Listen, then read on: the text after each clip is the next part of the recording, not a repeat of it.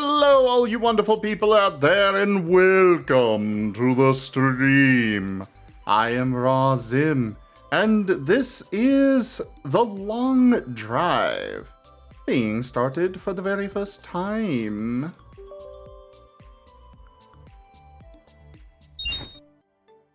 I have literally not touched this thing at all.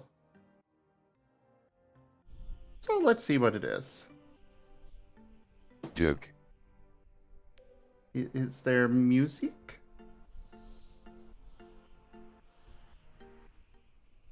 The music of the Marten.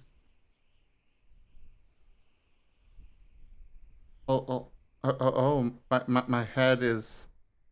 Oh, that does not look healthy for my head. At least I assume this is supposed to be me.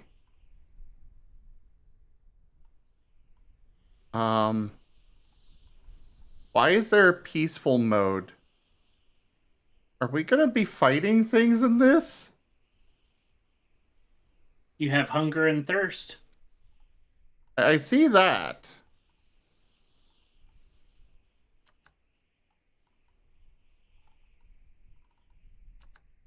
Good luck.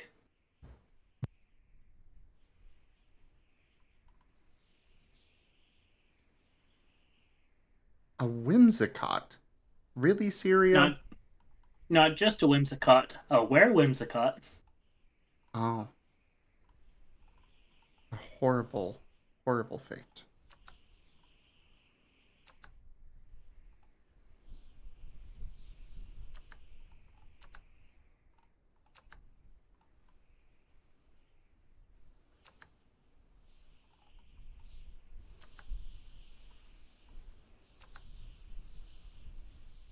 Disable in FPS or enabled for my player model?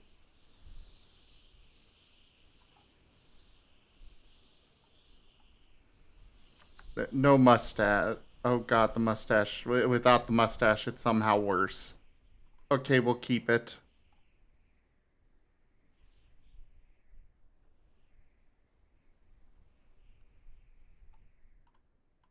And just put the Zim icon over your own when you're driving. Huh?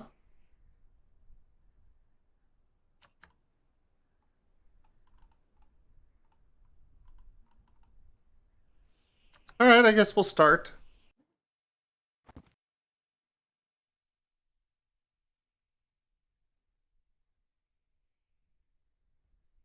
Ah, they're really throwing us right in here. Mm-hmm. I think I'll keep the music going, though. And you got a vehicle outside. Go ahead and load it up with stuff.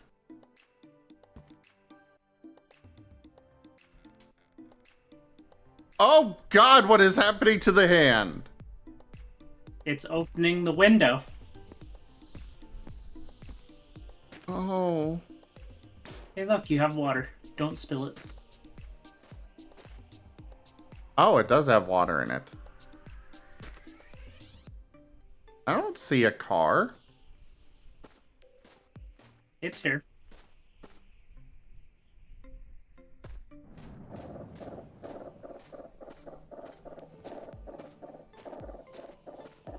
Are you sure? You're looking around the back of the building.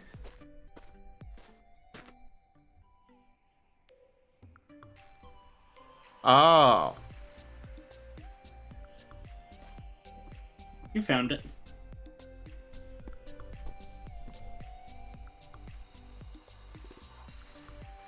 I have no idea what this is.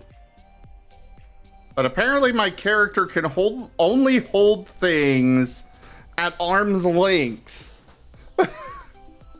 Now go ahead and put it in. Go ahead and hit tab. Ah. There. Now you can use it. I'm thinking I want to put everything in my car. Just be careful not to spill.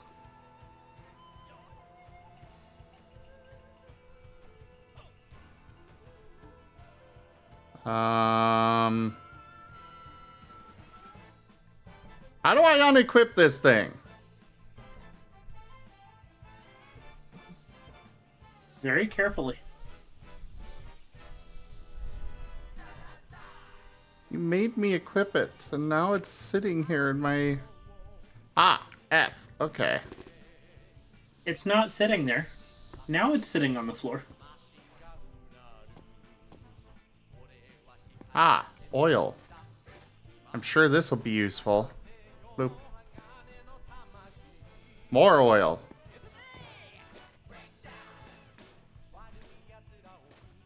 Full oil drum. You're gonna get your car messy.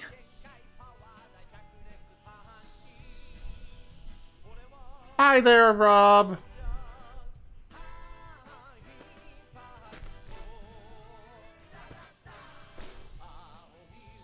I guess we'll just leave this here.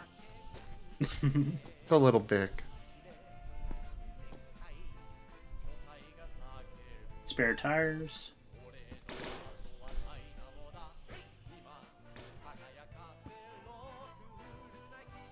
Be careful not to break your car before starting to drive.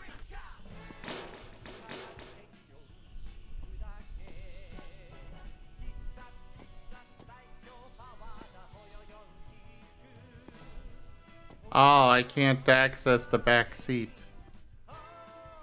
By door. Yeah, this is a two-door.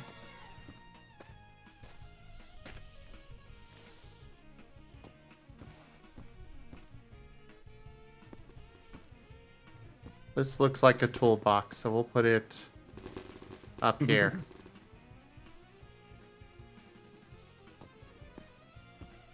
So, Ragon, What's up?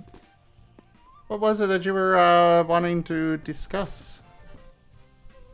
Well, just integration of your species. Ah. Answer any questions, talk about maybe some of the concepts of refuge so I can have somebody to bounce ideas off of, that sort of thing.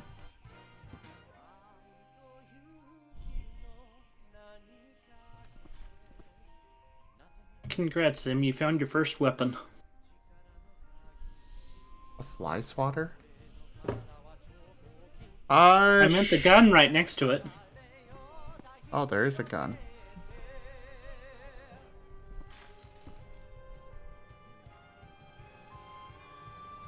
Well, we could certainly discuss things.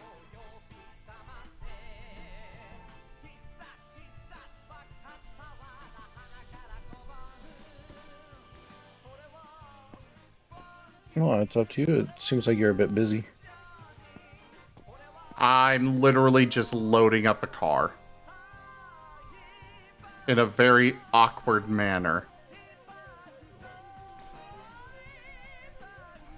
With hands that are very creepily, doing weird things. That's a pack of smokes. Oh, I don't want those. I have no idea what this stuff is.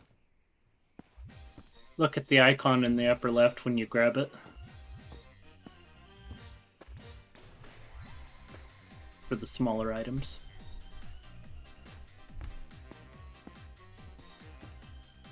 And this is also a game that can be done in VR. That's why the arms are weird. Ah, that explains a lot.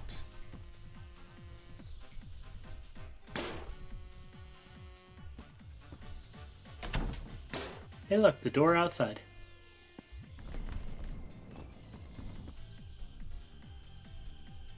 Oh, I got alcohol in a drum. Not looking at that any further.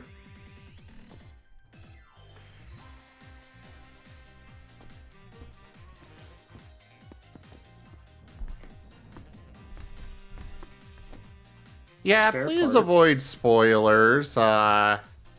I would like to explore this game on my own and stuff, please.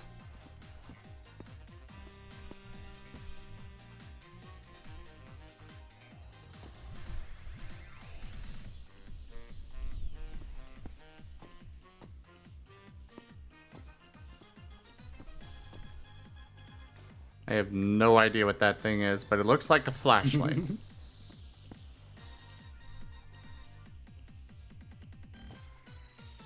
Why do... Oh god, the crouching is so Yeah, creepy. you're looking through your legs. But yeah, Rygon, by all means, I don't know where to start with the refuge stuff, so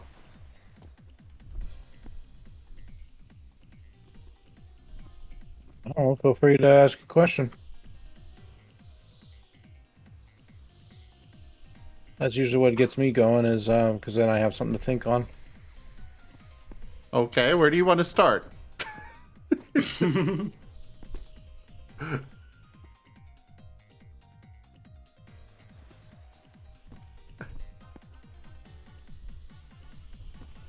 No. Zim, with this game, everything has physics. Don't crash.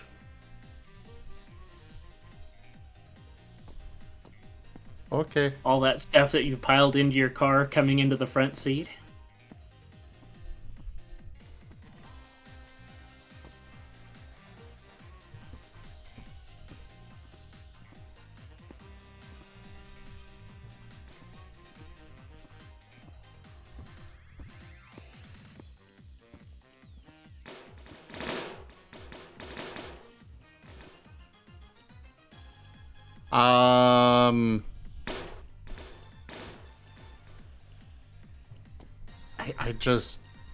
I don't know where to begin with questions at all, Rygon.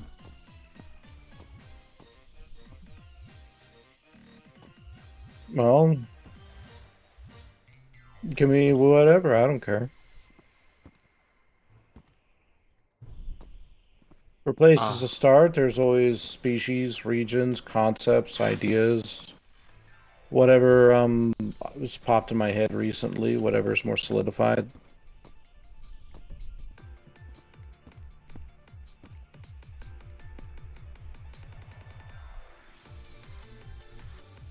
It's just for me, I don't want to start going on a rambling until I know what to start focusing on. I only know that you were wanting to discuss something regarding it, and it seemed like there was something in particular you wanted to discuss, at least to start, so... Not particularly. I don't know much about your species, so I was hoping we could discuss them. Oh, absolutely. I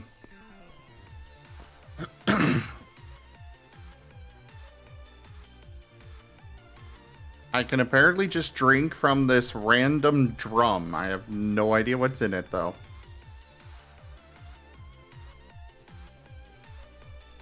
I don't even know what this thing is for. I'm just kind of grabbing everything. Well, I mean... As far as Marseps go, they've got a few... They've got quite a bit of random... quite a bit of lore and stuff to them, and... trying to think of where best to start with that.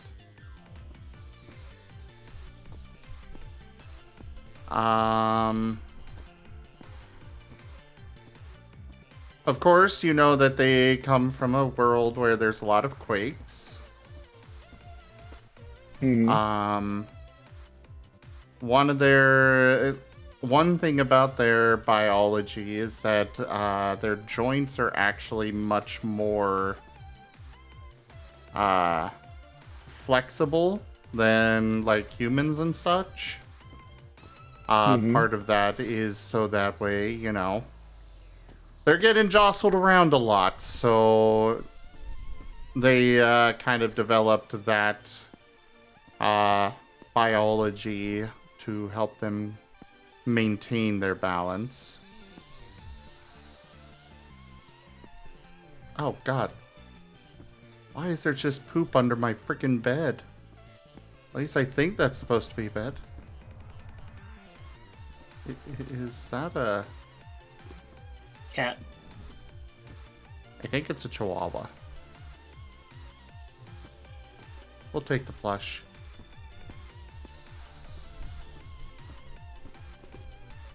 They can ragdoll better. I wouldn't necessarily say they're that flexible. It's more along the lines of like a shock absorber type idea on that front.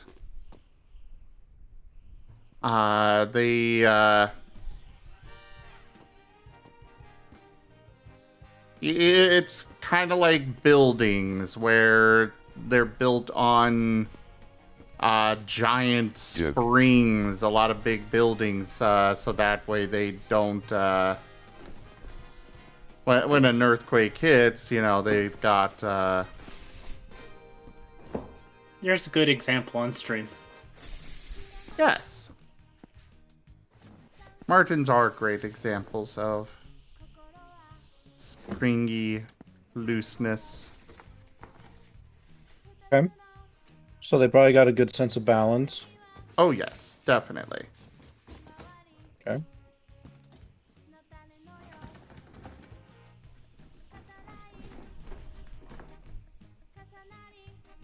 So what kind of occupations do you feel like they would go well in? Well, for them, I mean, it's kind of like Earth, where we've got, you know, every occupation that exists is there. That we Well, let me would. just specify then. You got yourself a crew, right? Crew, a bunch of random assholes. I command pure chaos. Someone's gonna Kinda. probably be specialized in Stereocon something more has so than turned the others, Takeme right? into a spoink. They can only talk like that Pokemon for 2 minutes. Spoink, spoink. So why would I choose them over, like, say, a human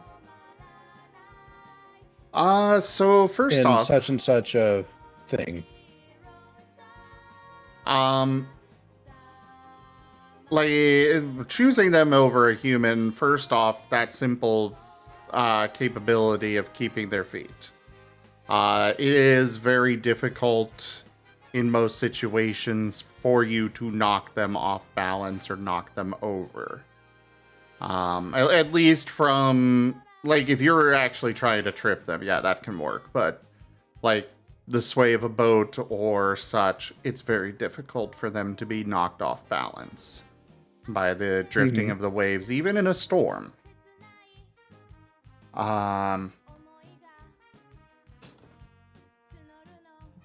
The other thing, are you talking about like a sailing boat or No, I'm just talking about occupations in general. okay.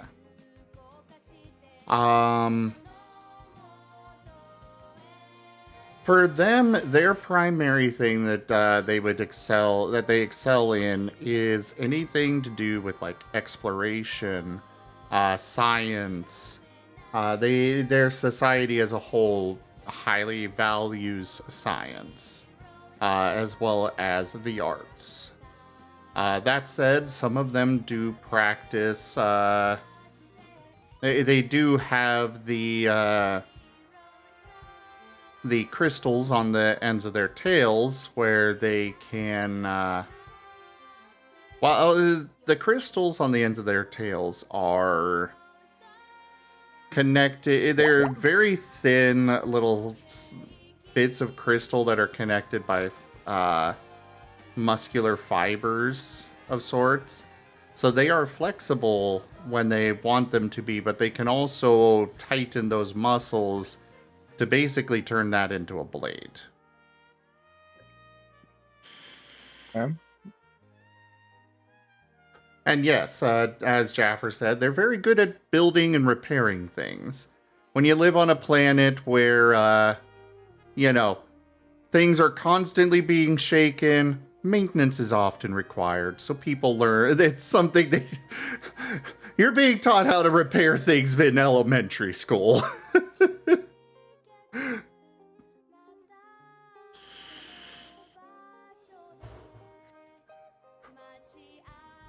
What's their weakness?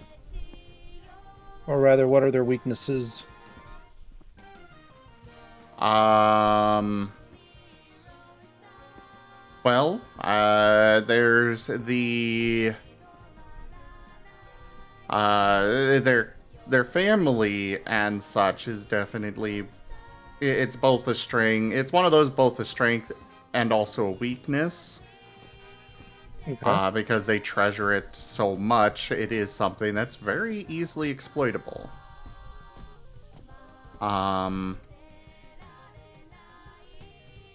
Otherwise, there is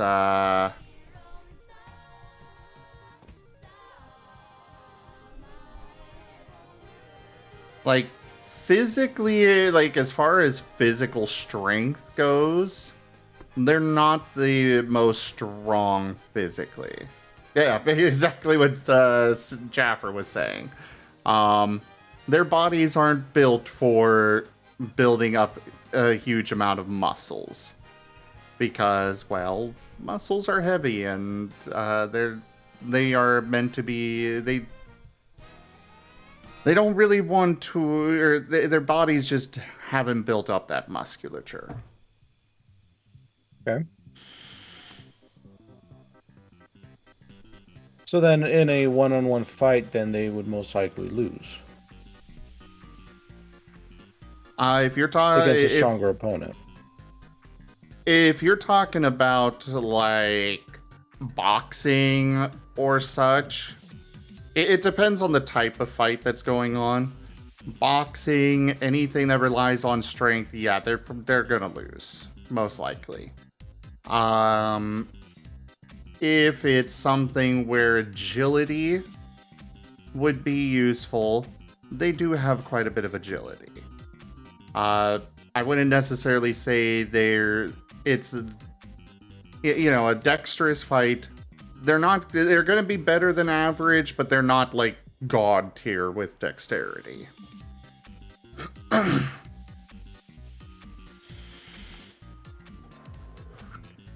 Like compared to a human, they're much more dexterous than a human, but they're weaker strength-wise than a human. Okay. And yeah, they do have natural weapons, Sirio. Depending on the specific variety. Like they all have the little tail blades or spikes or such. Some of the subspecies have spikes rather than the blades. Like the professor has more of a blade.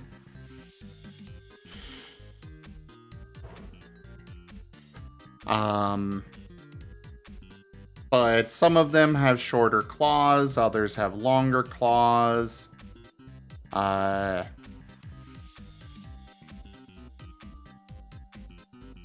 They're kind of equal in height to the average human. It also, a lot of it comes down to where they're, a lot of it comes down to, where the situation and which specific subspecies. As far as like magic goes, they do have a bit of a boost to druidic or natural magics. If you're looking for the more divine magic, they're gonna struggle because they don't really believe in religion as a whole. Like they have their traditions, they have their culture, they have their things that they consider are sacred, but they also know that it's not a... They don't hold it sacred in a religious aspect so much as a cultural aspect. Okay. So, in D&D terms, they would not do well as a cleric at all.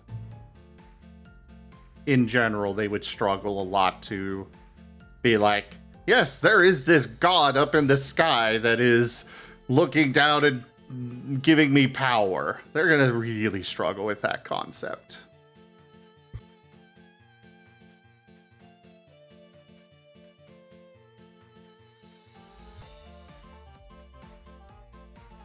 Well, I guess when I ask weaknesses, then I am kind of asking, like, what is something exploitable?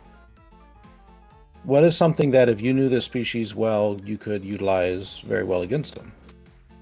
And that doesn't necessarily mean that they can't come up with something against it, but like this is like a tried and true method. For example, with the Harith, their hearing is a very noticeable weakness. It's so noticeable, in fact, that there's a reason why a portion of them evolved away from having the double ears. Well, with that, it again does depend on the subspecies. Like the cave ones, a lot of them are blind or don't even have eyes at all. Their hearing has developed to be exceptional. But, you know, the ones that do have eyes, you flash them with a bright light and you're going to stun them for a bit. Okay.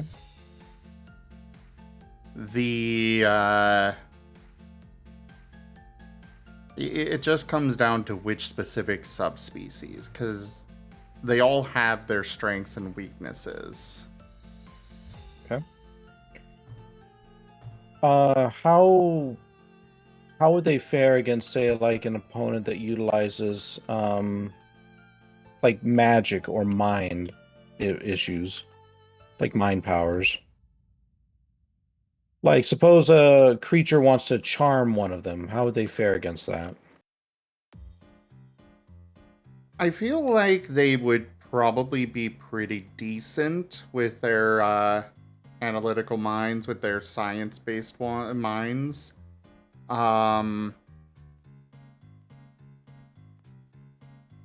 Though, as far as like physically resisting it, it depends on which subspecies and what type of magic.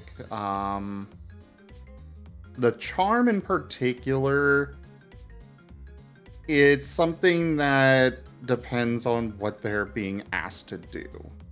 Like, if you're charming them and trying to make them betray their family, you're going to have a much harder time doing that than, say, go rob a bank.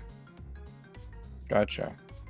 Have you been able to decide which of your subspecies then is going to be the main one for the region?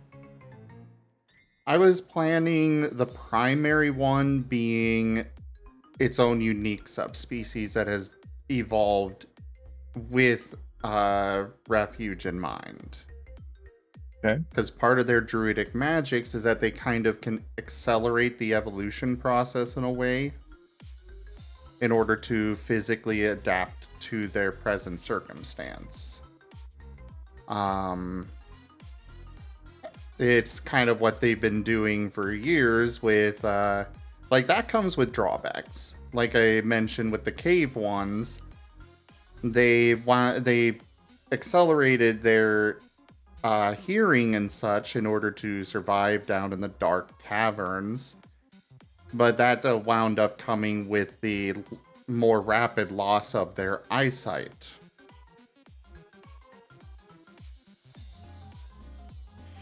Okay. So then their process of evolution is both a benefit and a detriment. Yes. Okay. How long does it take for a subspecies to be created?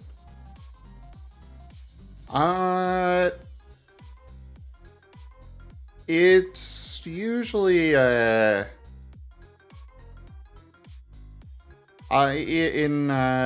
the subspecies are pretty much like the way we were talking about it with the Marseps was the ones that would be in refuge.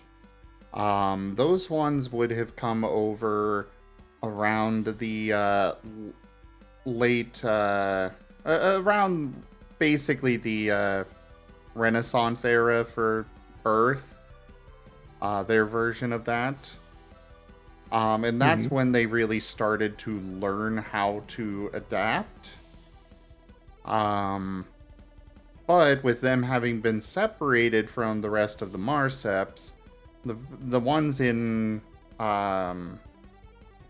basically, once the Marseps started to interact more with each other, started to open up the trade and really establish civilization as a whole, they started kind of trading secrets on that. So, but the ones that would be in refuge did not have that. Okay. So for them in particular, it would probably take a few, several years, probably a couple of decades. It's a very short period of time.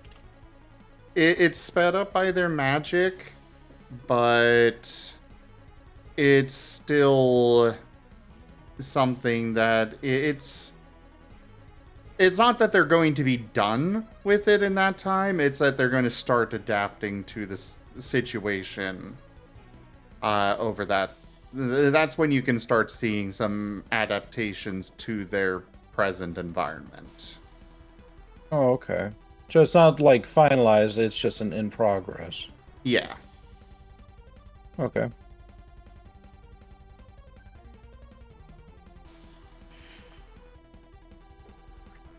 Most Marseps can live up to about 150 to 200 years, Sirio.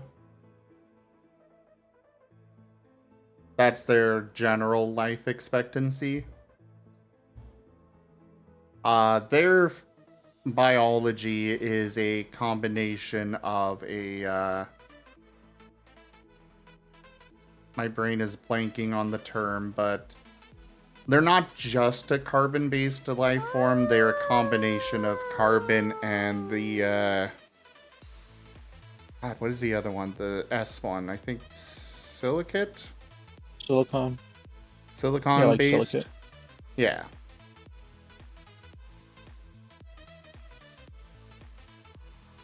But Hey, anyone Fetch. curious, the reason why that's you sometimes see it pop up around in sci-fi, why we see like silicate based life forms, is because it has very similar building blocks to carbon. Yeah. For them, it's kind of a combination in that regard. Both carbon and silicon.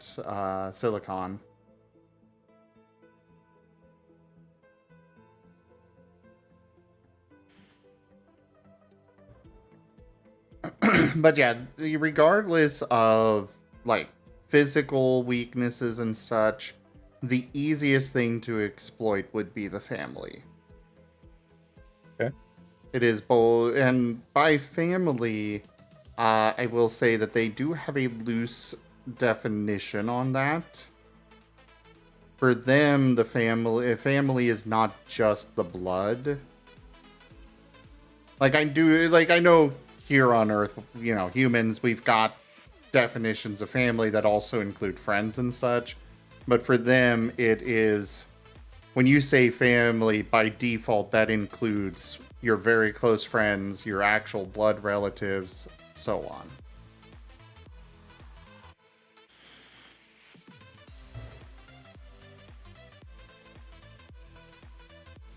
Okay. Yes, That's a hostages pretty would strong be very effective. connection. Okay. How would they react to the drop?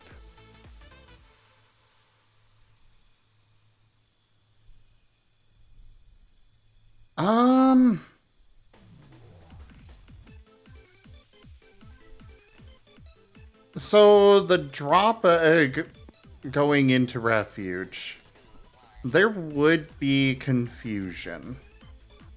But with the nature of their homeworld, it would not be a super disorienting thing. Just because, their homeworld constantly changes how it's actually, how everything is positioned and stuff. Mm-hmm. Your neighbors, they might be on the other side of the continent tomorrow. Okay, maybe not that drastic, but they are accustomed to constant changing in their environment and such. So while there definitely be confusion on why are we not on our world anymore, it also would not be as jarring of a change as I believe other species would react. So for them, suddenly coming across like a lot of different species, brand new threats, they'd adapt fairly well to it. Other species, that is a little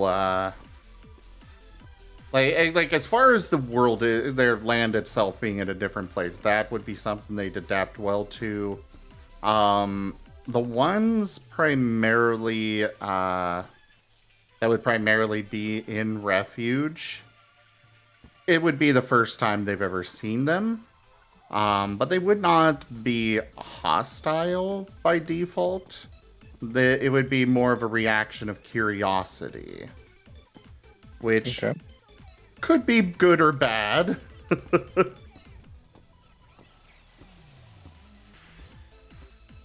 How likely do you think they would get along with other species? Like, suppose they get a neighboring land, right? And this neighboring land, it's generic human kingdom. How do you feel like they would be able to get along with him, provided that kingdom was able to stick around for a long enough period of time to establish diplomatic relations? I feel like they'd be able to get along pretty easily. They'd be able to, like, provided those humans are, you know, friendly. Mm-hmm. They would have a generally easy time getting along. Okay. What would prevent their region from being simply just taken over by an invading force? Something that happens in refuge is sometimes weaker, newer regions may be absorbed by larger ones while they're disoriented.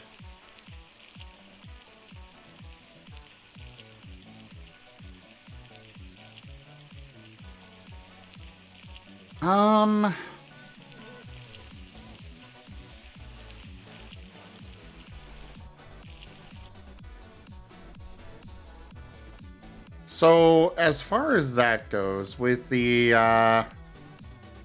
time period that they would have come over, I'm thinking that they probably would have been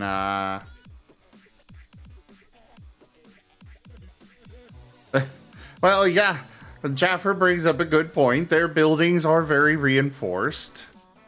Good luck digging them out. Oh, something new just popped up here. What the? Yes, you're starving. Oh, I need to eat food. Okay. Nom, nom, nom, nom.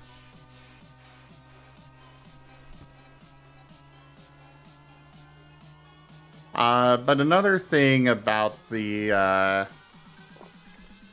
time period there is that this was a time period where a lot of them were fighting amongst themselves. Like, they, fighting for resources, fighting,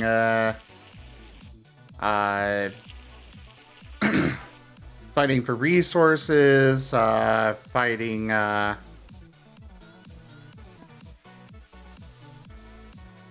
fighting for just just for resources. Sorry.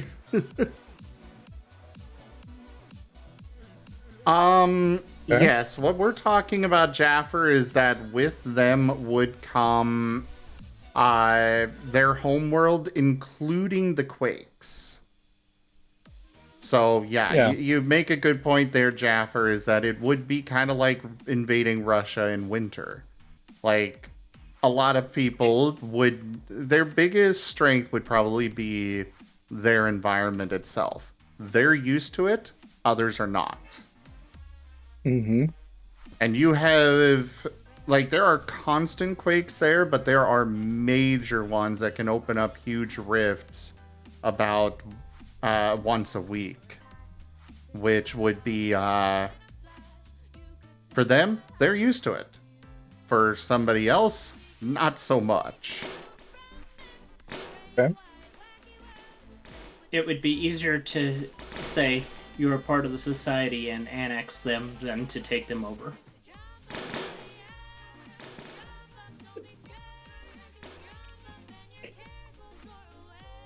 Well, that's just kind of the thing. And obviously this isn't necessarily solidified on my end. But something that can happen is that if a region is taken over, whether diplomatically, invading force, whatever, then that region is essentially becomes more or less, in a way, attached to the region that has, quote-unquote, taken them over. And begins taking on its features. The reason for this is simply because that region, its memory has now grown stronger than the region that has been taken over. Help! You just broke your door. How? Your own strength ripped it off. You don't need it. Okay, I got it back on. Okay. Sorry, Ryan. I suddenly just ripped off my car door with no effort required. But So- that would work the other way also, where the Merceps would be able to annex other. Yeah, they do have a very strong sense of culture. So it would come down to, as far as trying to overcome their culture and familial bonds, anyone else is others are going to have a very difficult time pulling that off.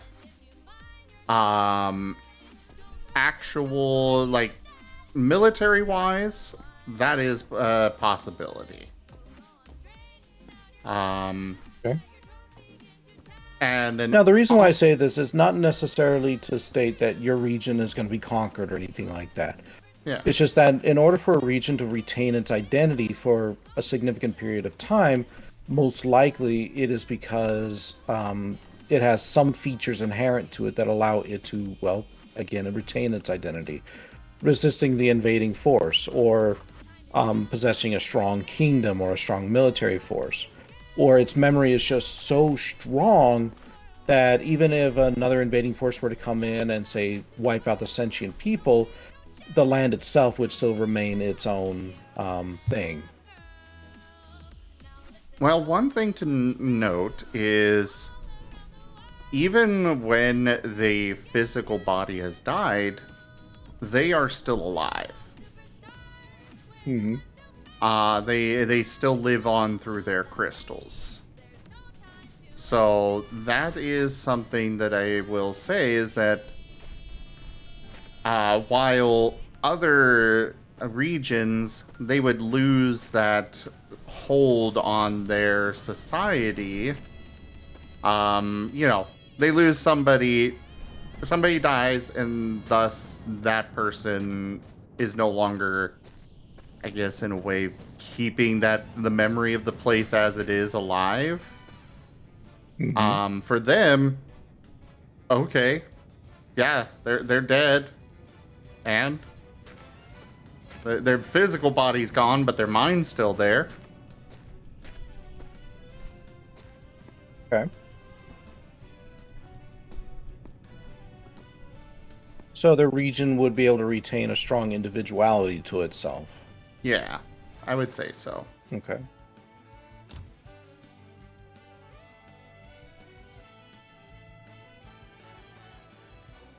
I would imagine, though, that it would also make them a bit of a target. Suppose you get generic fantasy kingdom, they realize these crystals are a thing and the implications of them. What's to say they wouldn't be very useful in, say, the formation of golems?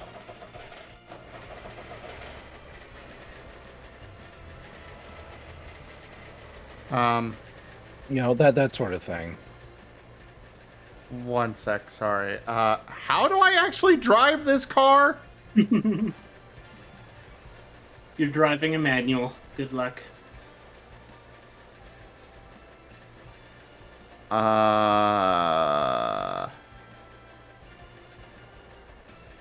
S.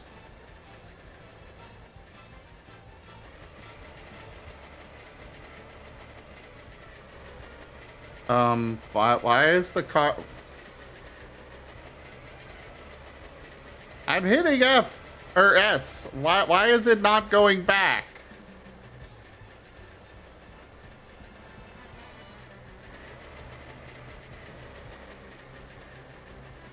Do I like have too much weight on it or something? Yeah. Oh. Hopefully you didn't break an axle.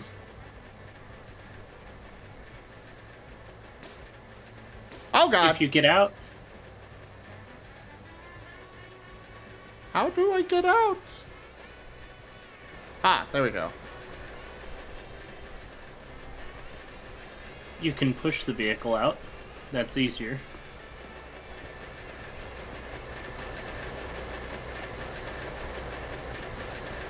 Ah!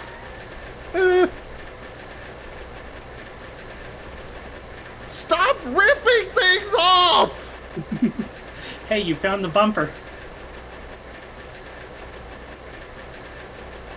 I want to You don't need push. that license plate.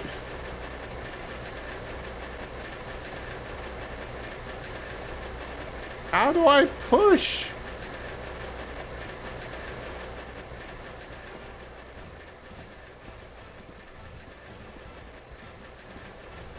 I think I broke it already. There's panels underneath the car. Okay, I know this thing is heavy. I don't know what it is. I also don't know what this thing is, but it's it was heavy, so. Alright, so where were we, Rygon? I'm not sure. Oh, right, the individuality of the region and stuff. Mm-hmm. Yeah, they would be able to keep a very strong cultural, you know, individuality. I think I also mentioned, though, it may make them more likely to be a target as well, though. For golems. Yeah. Yeah. For magical research, all that, or that sort of jazz.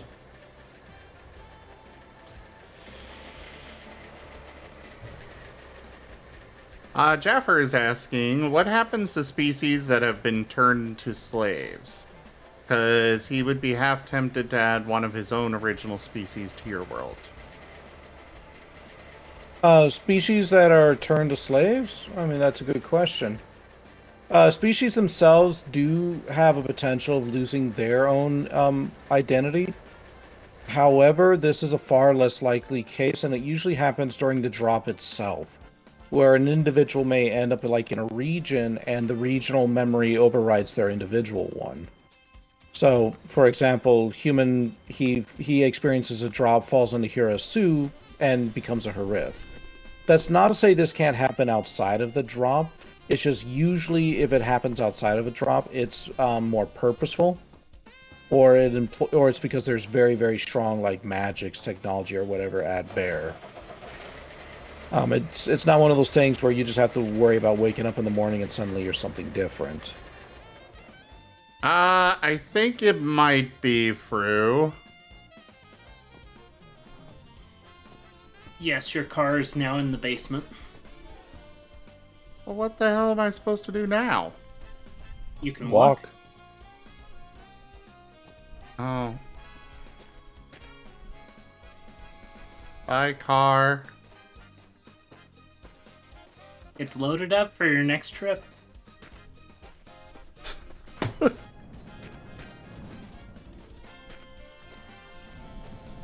Now, the big decision. Which way do you want to travel on the road?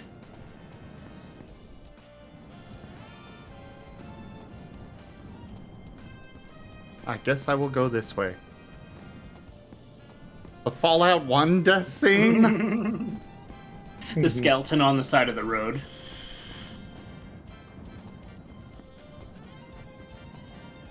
And hey, look, you have a travel companion, the tumbleweed.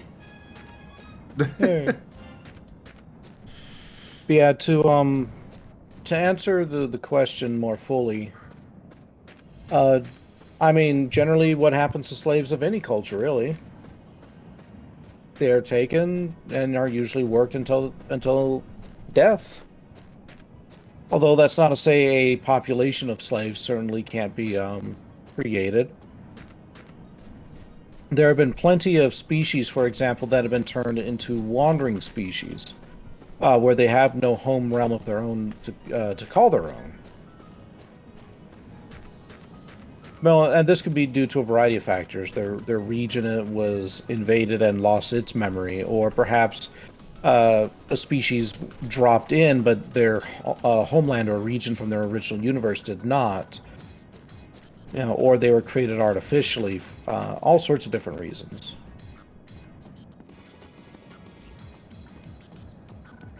Part of the realm rebelled.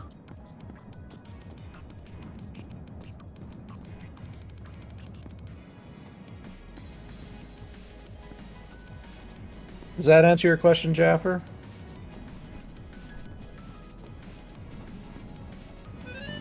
And I will also posit to anybody out there, if this is something that interests you and you want to add an original species to it, then I will require in written form that I have your permission to work with your species.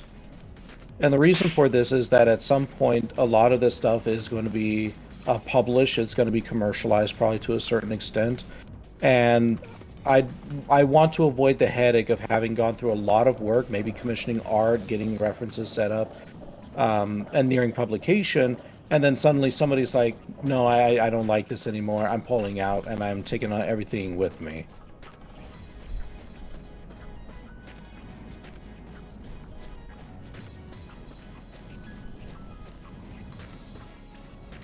You know, that's not to say I'm going to claim, like, creatorship or anything like that, but, you know, this is a project that if you choose to put a species in, isn't exactly something that you can just, like, skirt out of whenever you so deem. So I just want to give an air of caution.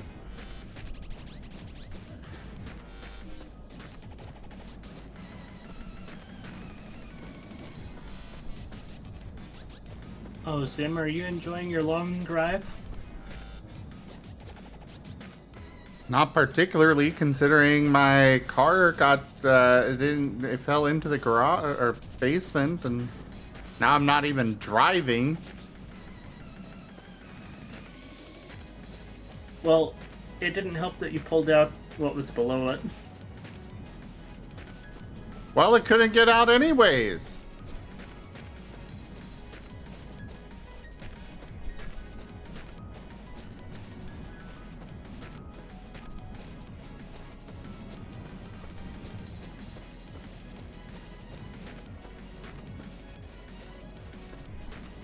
But I think it's about time for me to head off to bed.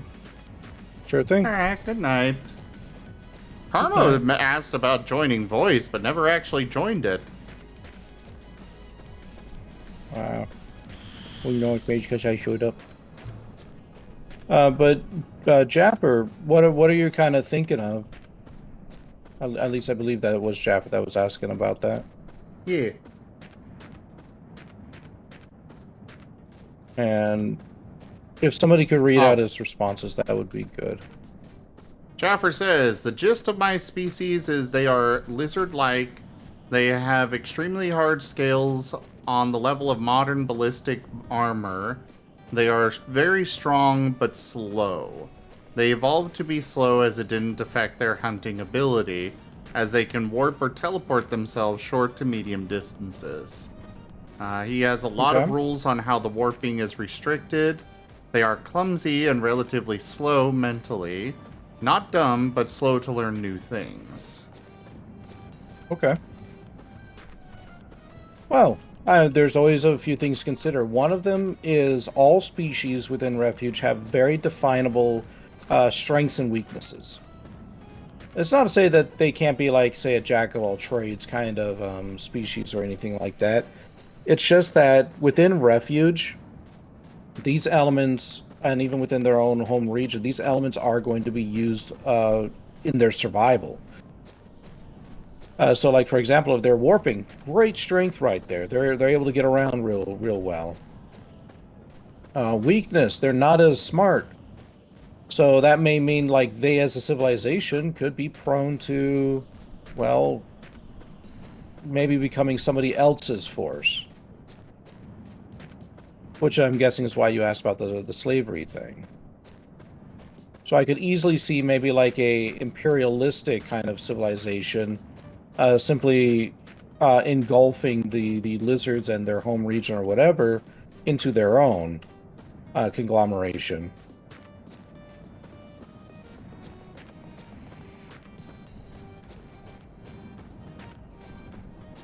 He says, without the warping, they can move about as fast as you or I can walk at full speed. Gotcha. Also, Well, that's pretty Likewise. fast.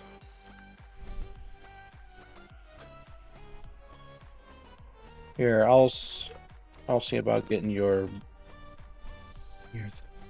Twitch chat.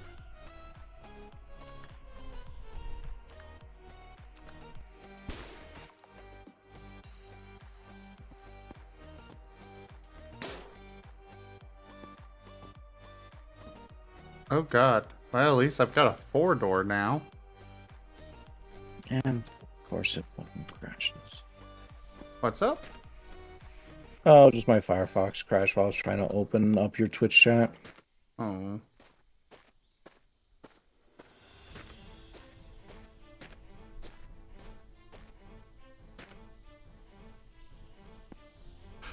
I love how it's just a flat texture for this phone booth.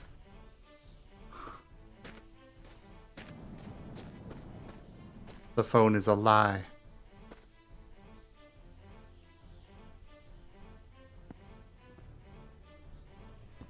Okay, we're gonna start by pulling this car out before we do anything.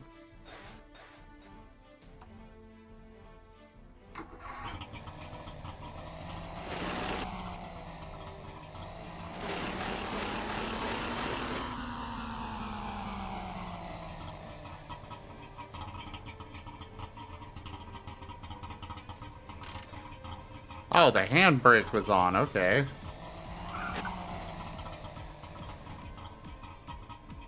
Oh, right, I should probably have shut my door before trying to back out of a garage.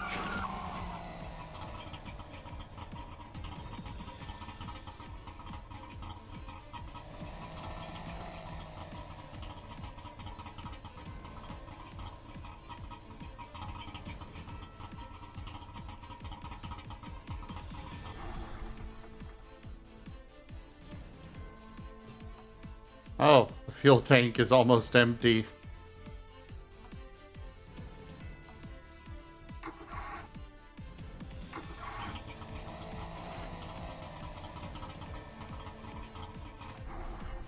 Uh-oh.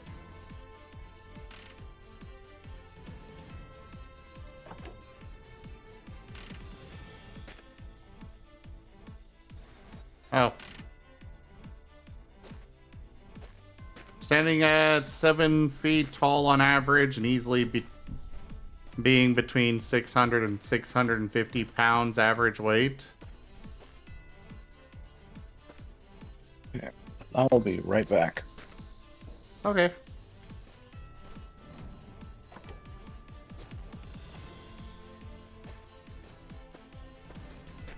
At least I seem to have an actual freaking automatic this time.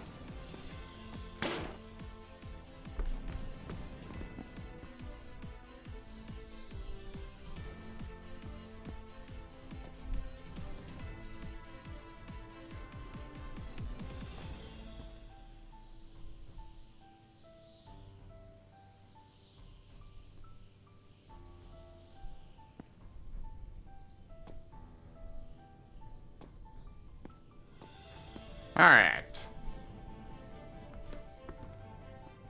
Well, this time around, I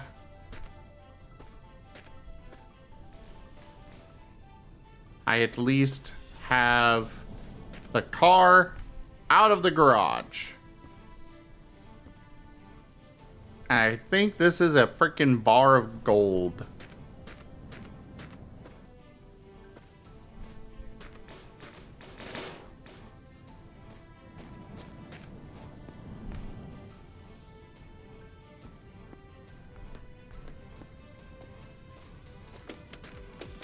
Ah, this is a flashlight. Cool.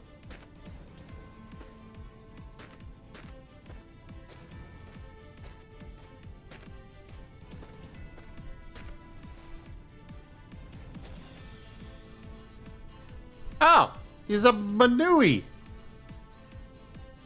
Bun bun Banui.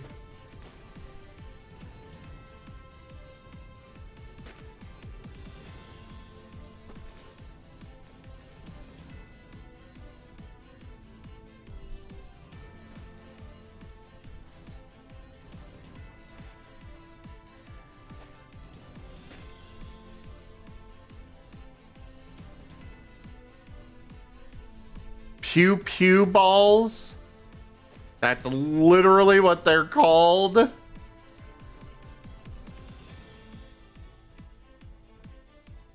Oh, cigarettes. I don't want cigarettes. Get out of here.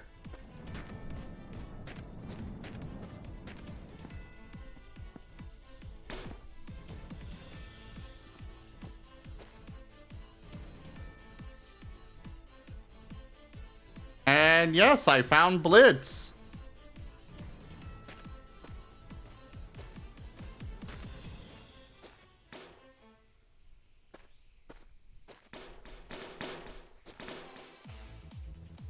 Alright, stuff like that.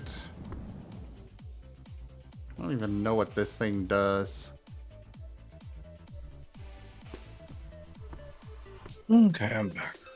Welcome back. I'm just loading up my new car. Okay. This is oil.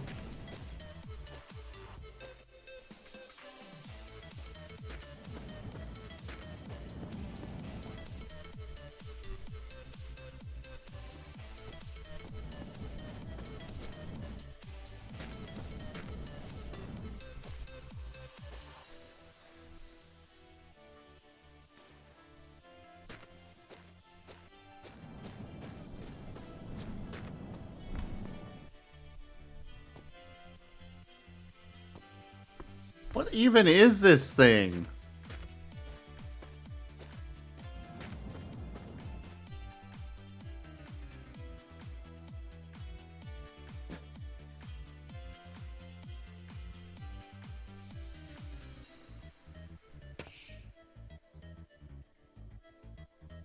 Oh, is this a painting thing?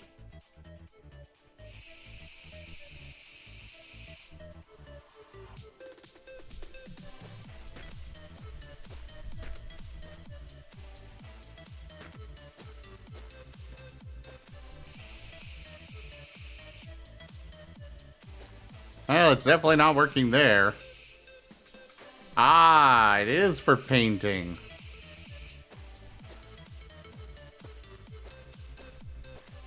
Eh.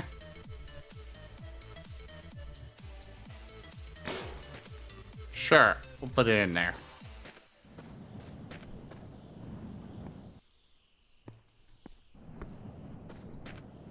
This is alcohol. Probably not good to take with me, but, well... When you're thirsty, you're thirsty. Right, Rygon? Oh, yeah.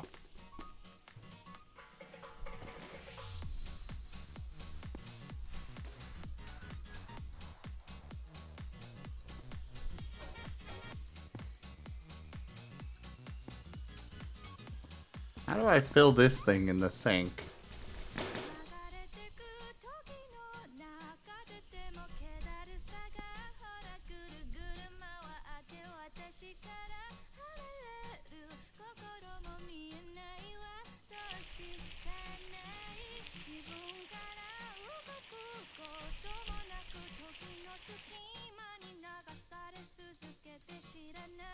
Oh, open. Okay. Okay.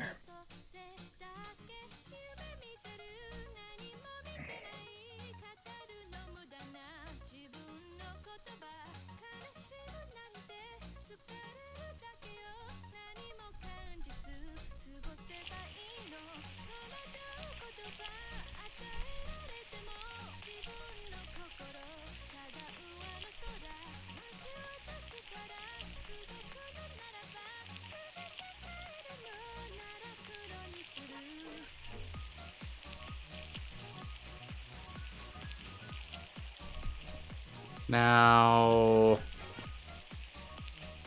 Ah. Okay, we got this open.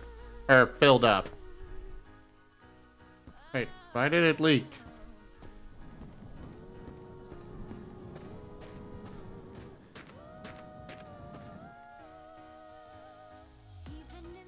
It's a sealed container. Why is it losing?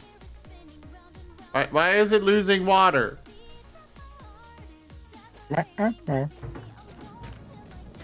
Rygon, What's up? stop stealing my water. Too late. I need that. So yeah, Jaffer, did you have any questions? Any further questions? Like, you're more than welcome to, of course, privately message me, and I can kind of give you the rigmarole on the whole thing.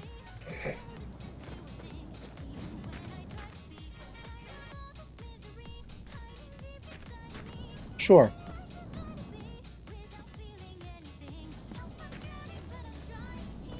Yeah, I mean, like, with the species itself, I'm more than willing to work with people on them. To help bring them up to snuff for what refuge is. Like, you know, having a set of definable traits, Oops.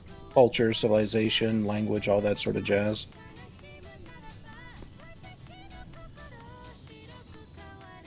How do you sign the TF consent form? I'm Exclamation not sure what you point mean. consent. Oh.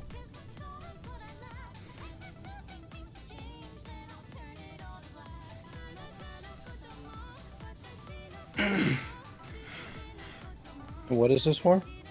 This is the thing that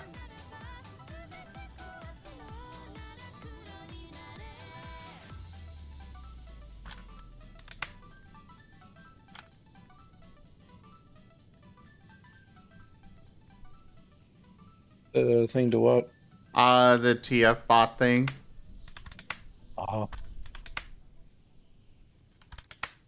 I guess this is a single fire. Okay.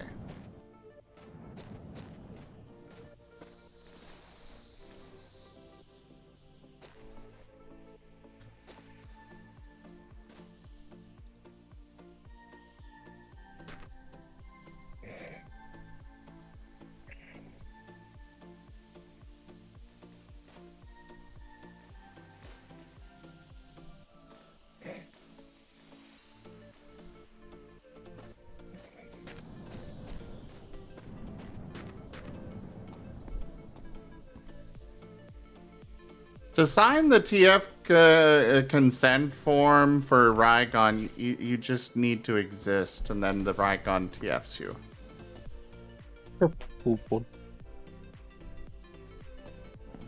See?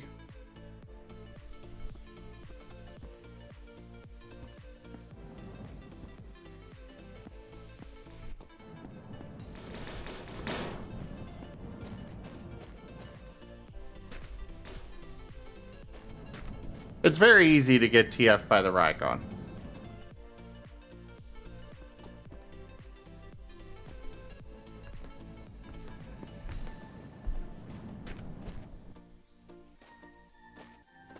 Oh, I can pull it back to me. Okay, cool.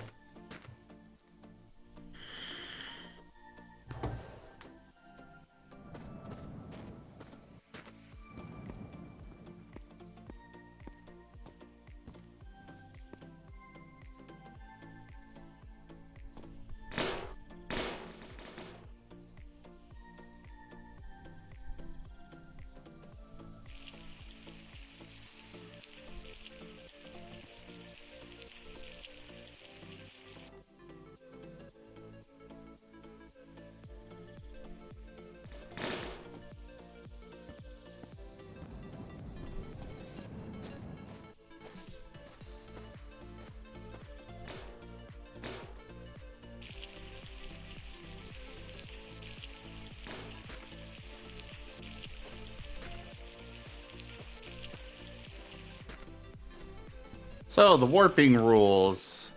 Conservation of momentum exists. Like in Portal, they can survive falls from a higher than normal height, but they will still get hurt. They can only warp to somewhere they can see.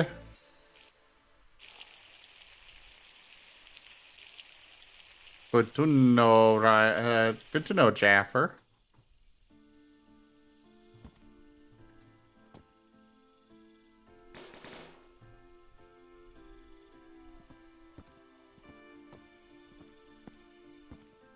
Warping consumes calories. Lots of calories.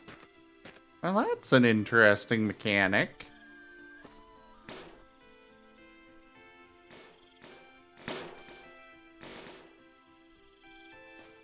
I wish I could buckle that bucket in.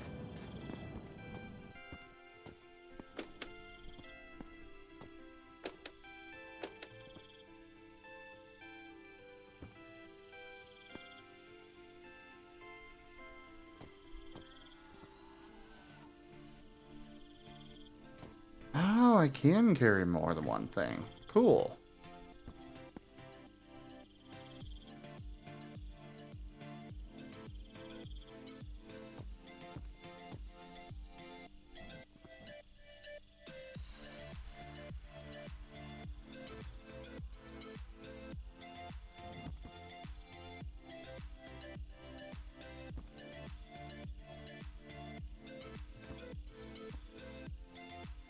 Yeah, I don't see anything actually in there.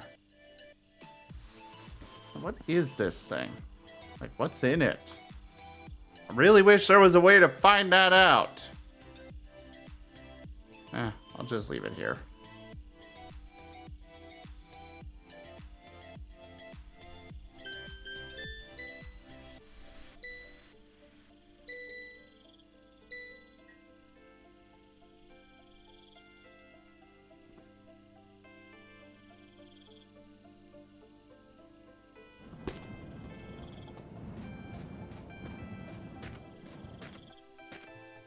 So what are you up to there, Rygon? Currently losing internet. What? I did not give you permission for that.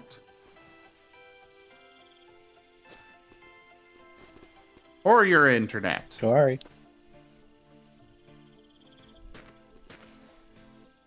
Yeah, you will be sorry. Just wait until I talk to your manager.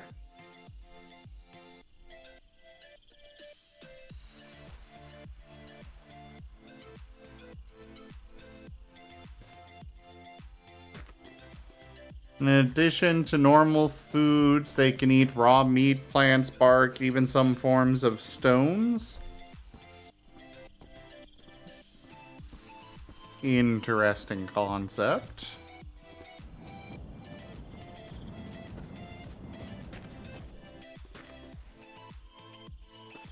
Ah, got food.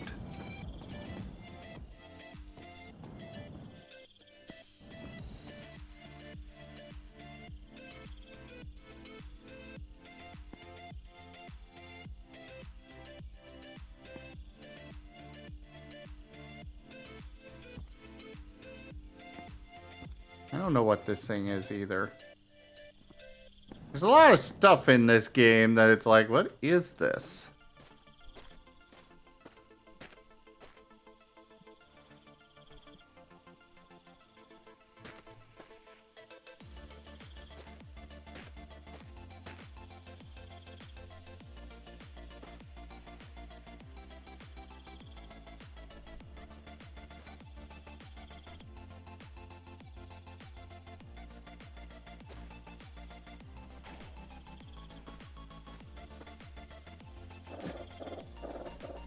Okay, so we've got plenty of gas, but it's oil that we're missing.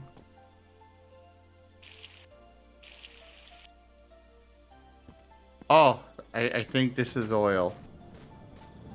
I don't know though.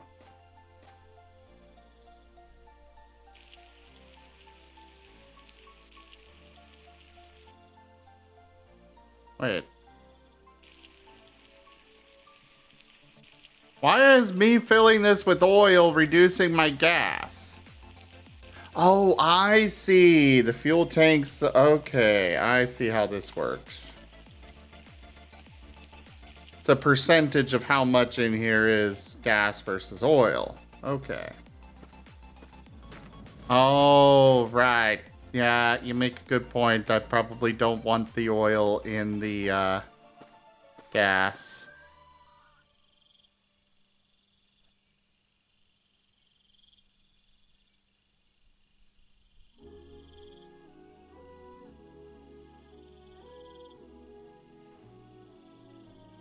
Well, it's a little late now. Okay. Jaffer, I would just highly recommend or ask, how is it that they have these abilities? How is it that the are able to exist in this form or fashion from their own universe, region, or world? For Refuge, that is one of the primary design principles, is that there have to be hows or explanations for at least the great majority of a creature's features or a region's existence and stuff like that. So if they're able to eat bones, if they eat bones like we do breadsticks, okay, why do they have that? Is it because a lot of their predator or prey, or a lot of their prey utilizes a lot of defense mechanisms, such as bone shard armors or something like that? So they just evolve tougher throats in order to swallow them whole?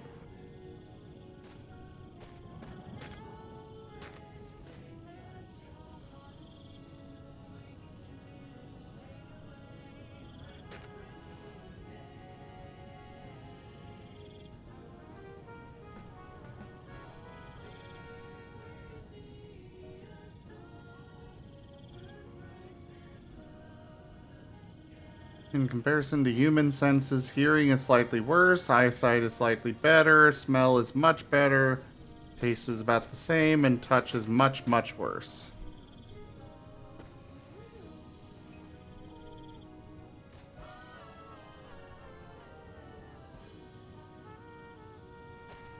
Okay, how do I put oil in? Oh, well, there went that game. What happened? Oh, I got kicked out of it because the internet dropped and lost the session, so that was like a hour or two worth of progress lost. Oh, this is... Blah.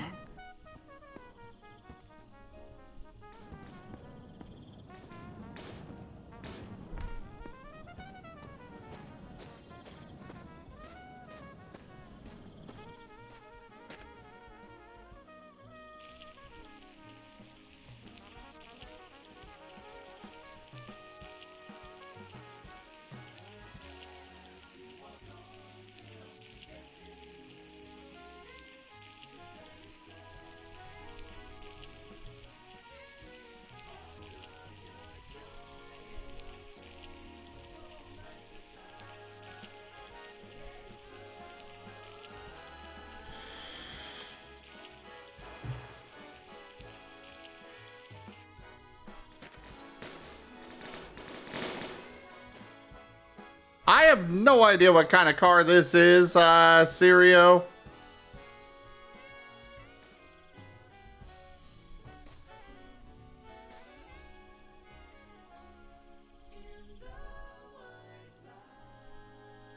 I just know it is a vehicle. Probably not diesel fuel though, but I don't know what else to fill the tank with. So I guess we'll see how quickly I blow up when I finish off the filling with alcohol.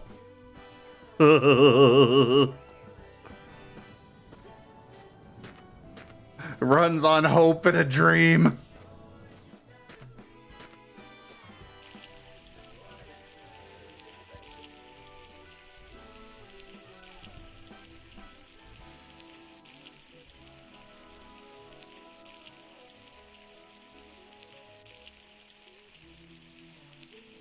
I'm just going to turn this thing on and it's immediately going to turn into a fireball.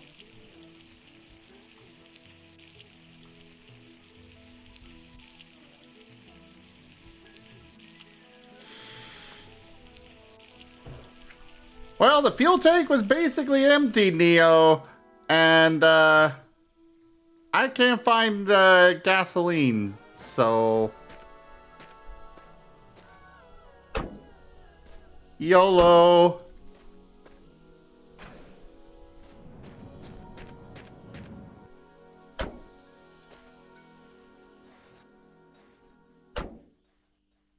Alright, y'all ready for this?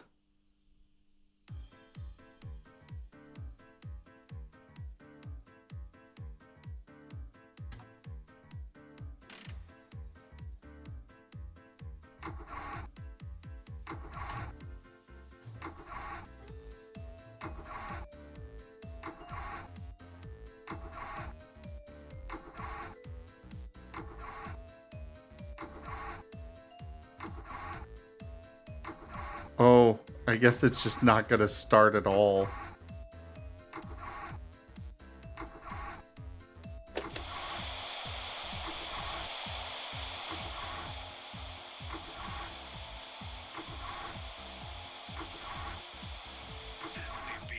Sorry, my friend, but you called Steve Ben's radio. Of course we have beer over here, but I can't give you any. It's against the rules. Rules? What rules? How can you make rules against beer, you idiot? Whoa there, fella. That's the way to talk to a fucking amazing radio host. Okay, Jaffer.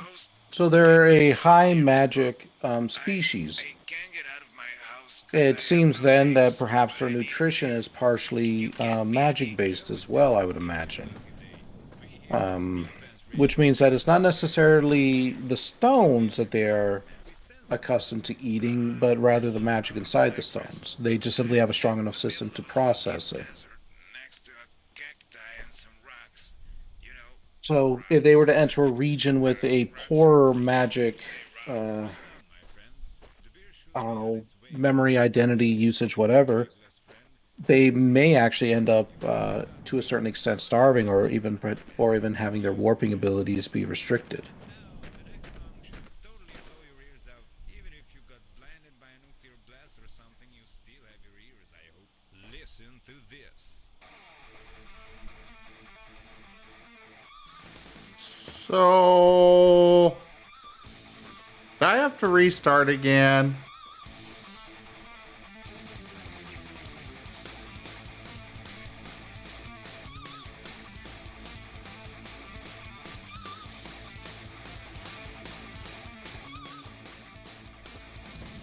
Hi, Ezra.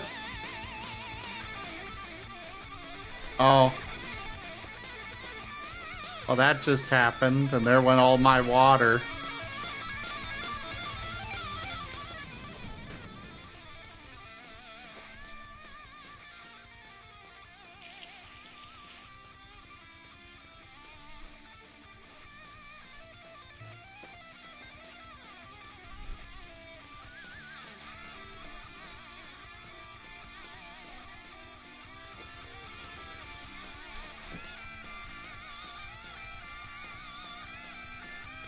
Seriously, is there a way to pull that stuff out?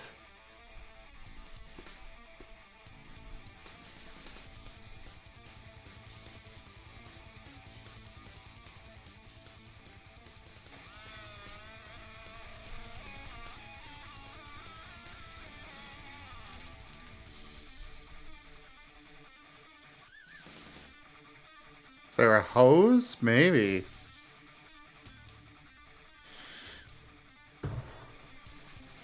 Alternatively,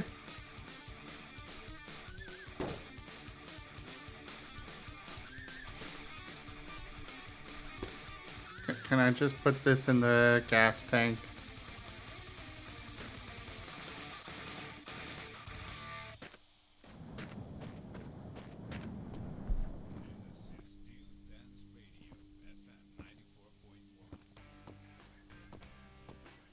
Well, if there is a hose, I definitely don't have access to it.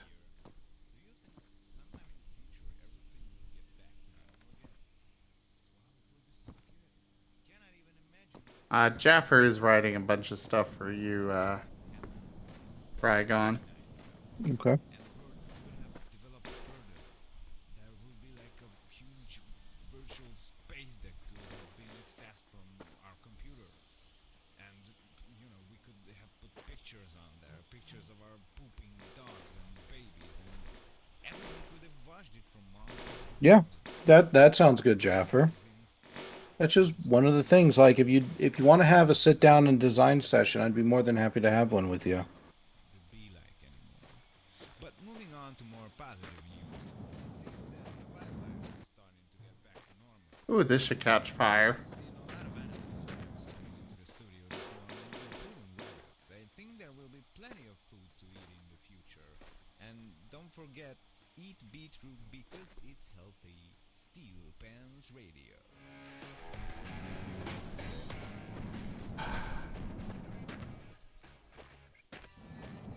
I mean, I've got a tank of gas that I could throw in there if I could just get it emptied.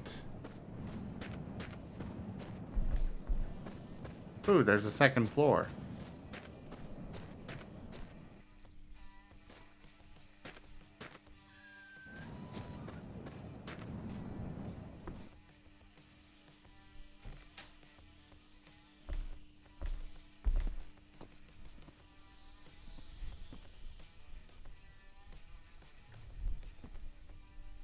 I just have some trophies in the attic.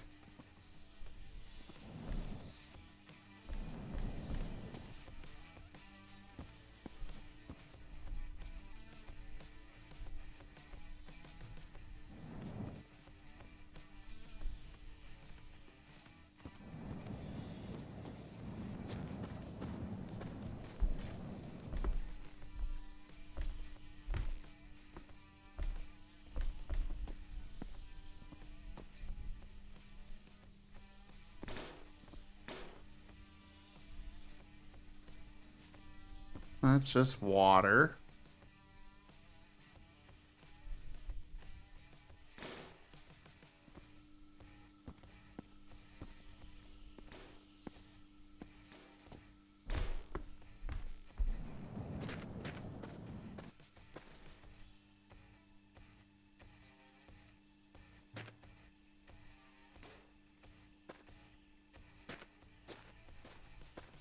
I guess I could rebuild this bike.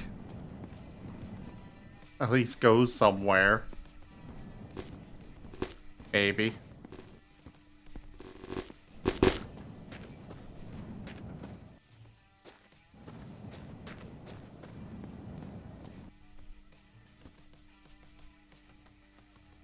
Why is there just poop on a string?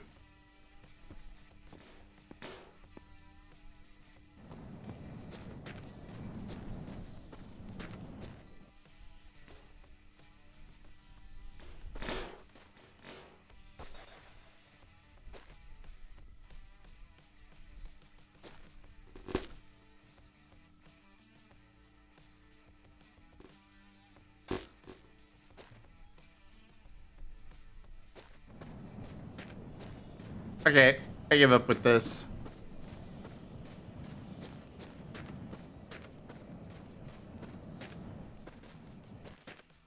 No, I can't jump high enough to go down the well. 94.1 Steel Pans Radio. And we have a caller. It has been a while since someone called us. And why should you call us? Well, just to say you are alive, of course. We are happy if we hear that someone is alive. Good day to you, sir. How are you? Yeah, my name is Ben, and I would like to ask where my mother is. Because she left to get me some food, but she never came back. Oh, boy. How old are you, my man? I am 7, and my mother has gone away, but she never came back. She left with a car that needs oil in the gas tank also. I think they call it a juice jug. Yeah, I heard about that shit, my son. Lots of people from Europe left. Hey, ah! My mom said there is no Europe, but there is no USA. There is just one big Eee. Whatever you say, my boy. Keep waiting for your mother. I am sure he will be back once he figures out how to drive that Wait, sit?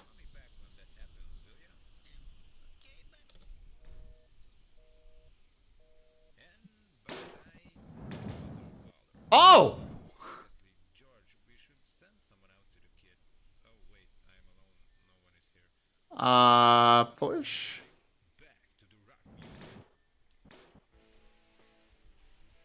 Apparently, I have a magical shovel thing that controls like shit.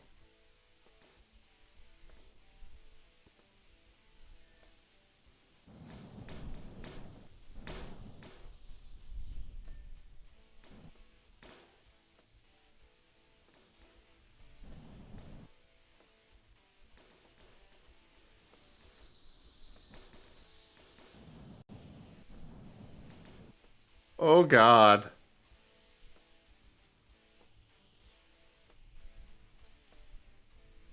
What have I have? What have I discovered here?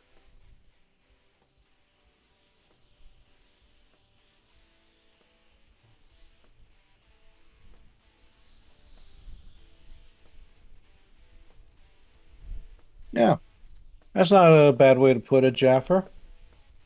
So then your species could probably be a wandering species. Unless you can figure out a way for their region to remain their own.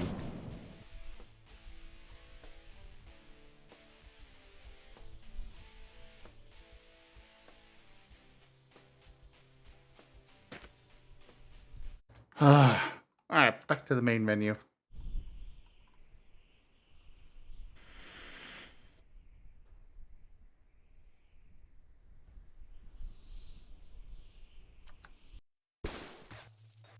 He cannot think of a way for their region to stay their own. Okay. That's definitely, I mean, that's definitely a discussion to have then. But yeah, it could be that they have been conglomerated into a much greater region, either by accident or just due to the natural way of things. I mean, it doesn't always necessarily require an invading force. Sometimes regions are just weak enough identity-wise that they are just simply absorbed. Or they sync so well with another region that they become a part of each other. Val and Or is a good example of this, where these are two separate regions. Neither one conquered each other, but they are still stuck together because they just sync so well.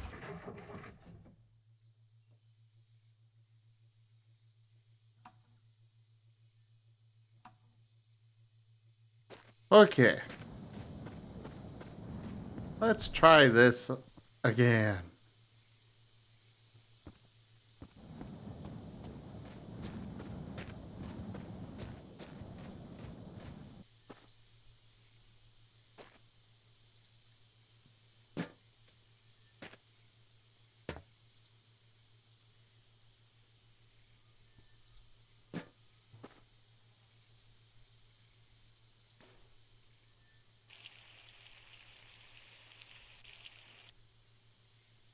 Alright, that is now empty, and we've got a little bit of gas in our car.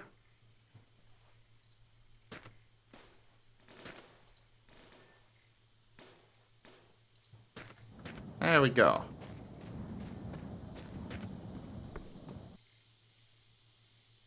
We're not going to take everything this time. We're just going to take this bar of gold because I can.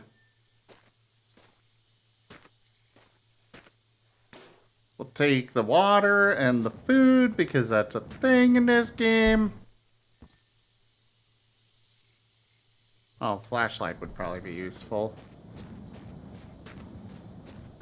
Bad, Jaffer. Bad.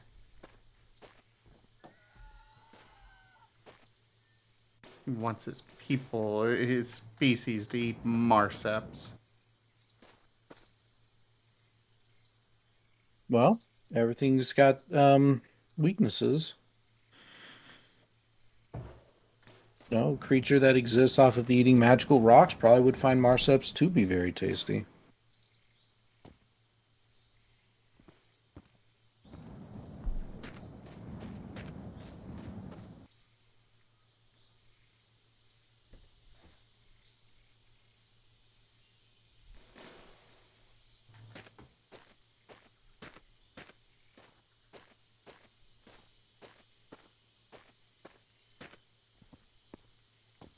I believe you, Jaffer.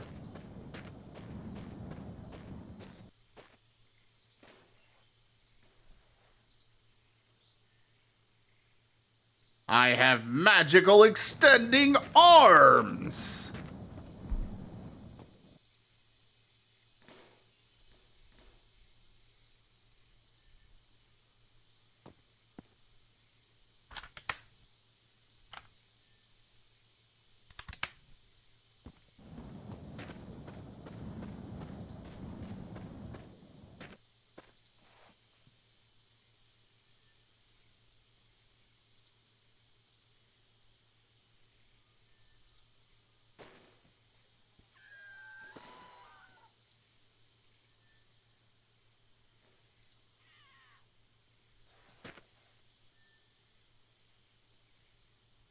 There are a lot of Banuis running around. Am I supposed to, like, camp out and cook rabbits that I shoot? Is that what this game wants me to do?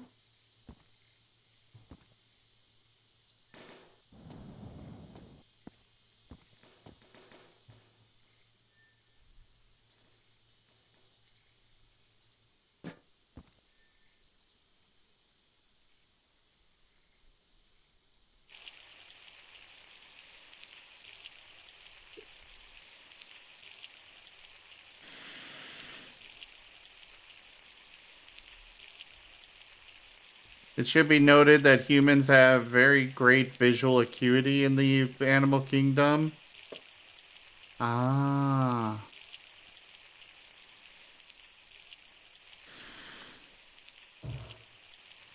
I'm uncertain why that should be noted, but okay, it is noted.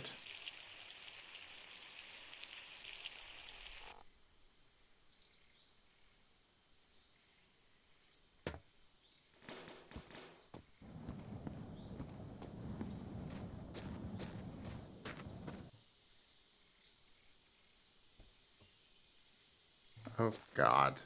A car like that? Really?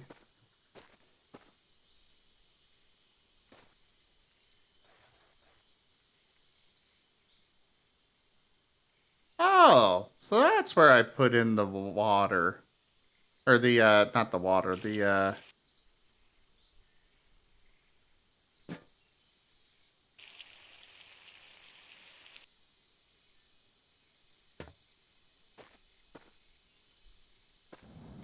oil. Socially, they're a very practical species. They're not against art or fancy thing, but it has to serve a purpose. Very different from the Marseps, then.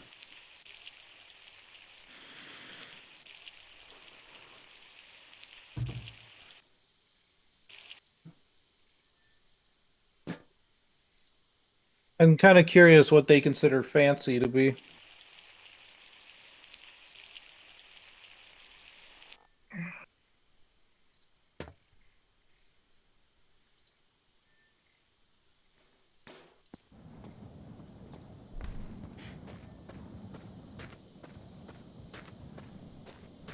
Okay, let's stick this in the car.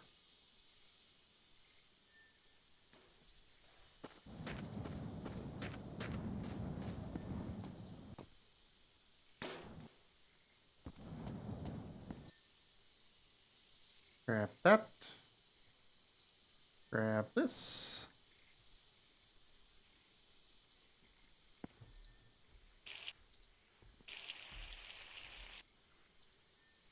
Okay, we're not even going to take the alcohol.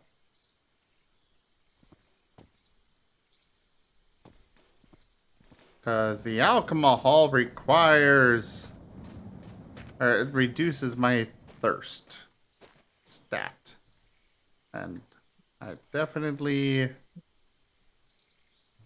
want to make sure that I am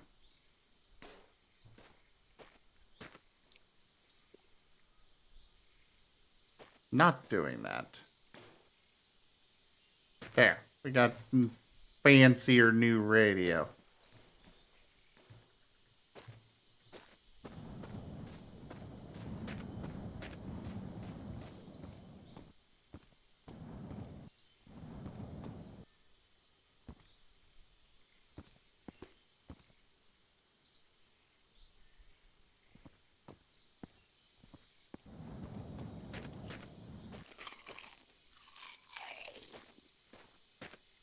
Alright. I think we're ready. Or at least as ready as I'm gonna be.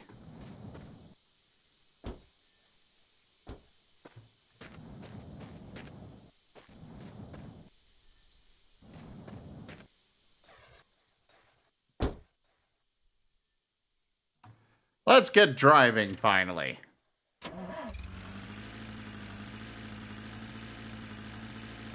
And see how horribly this thing handles.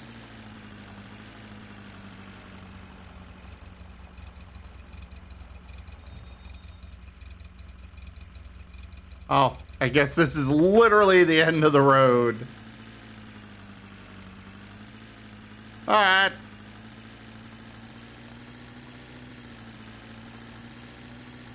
Only one way to go then. Away!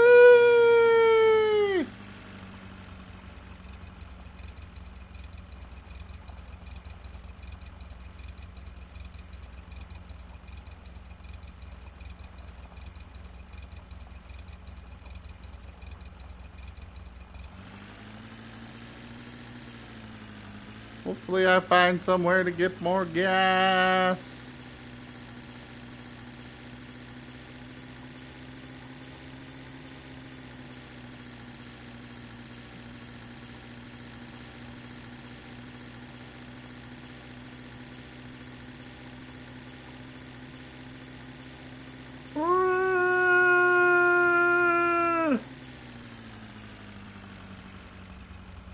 Oh, right. We should probably turn on the radio. After we come to a stop. We'll just drift for a while.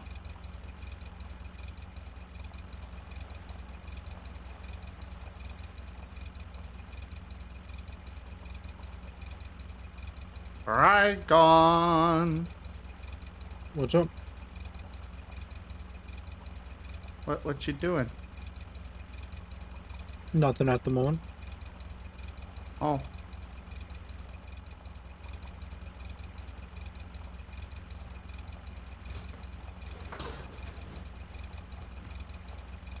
I am doing a driving. Only like You finally got 3 that going, hours huh? in. Yeah, only like 3 hours in. I'm finally actually driving.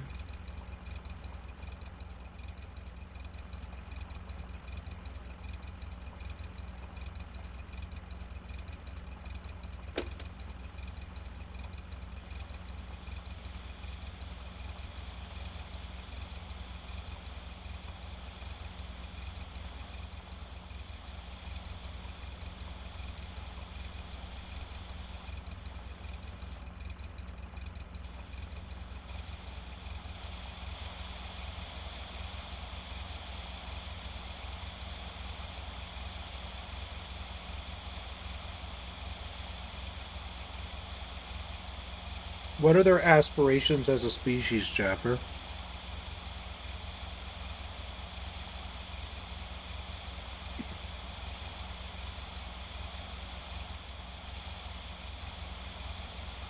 Are there no radio stations at all?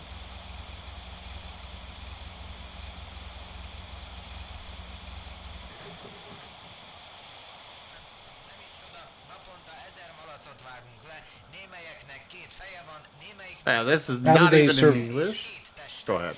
Ez teszi lehetővé számunkra, I was saying, like, what are their aspirations as a species? How do they survive? How do they find at all any wherewithal in something as simple as breeding?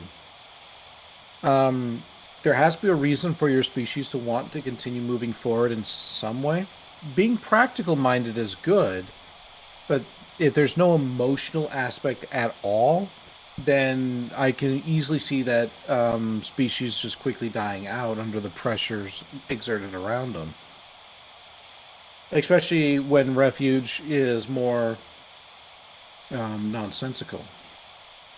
Or not necessarily nonsensical, but it can be chaotic. You know, just the same as if a creature is too emotionally minded and has no logical aspects to them, they would probably be destroyed as well. They would be ground down because there are rules, and if you don't bother trying to figure them out, you'll just perish.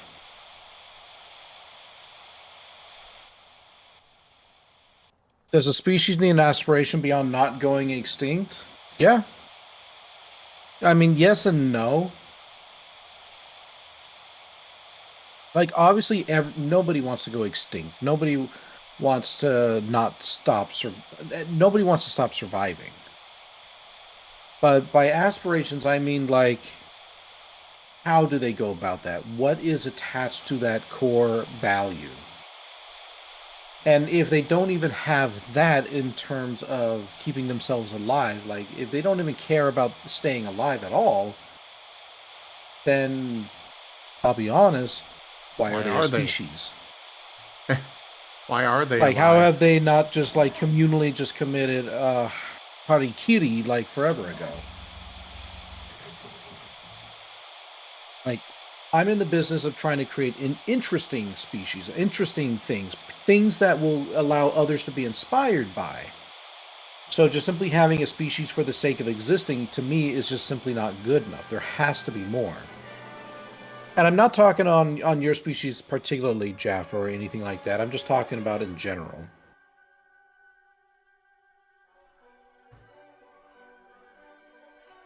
Is that individual? No.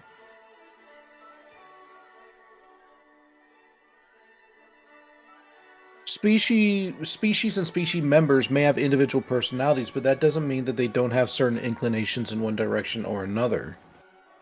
For example, with humans, ours is power, money, anything.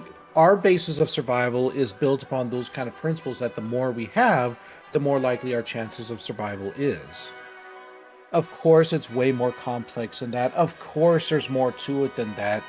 But by and large, if you take a look at a lot of the human actions throughout history, you can see that by gaining power, whatever that may look like, that allows us to survive. Ergo, we are able to then propagate and do all the things that we need to do. For other species, though, this might look differently. To the Hirith, their main focus is definitely survival. However, they are just starting to enter into their renaissance, which means that their aspirations are now starting to change. Not just into the terms of only surviving, but also in potentially thriving. They see that light at the end of the tunnel, and they're like, what happens if we were to go out and meet it?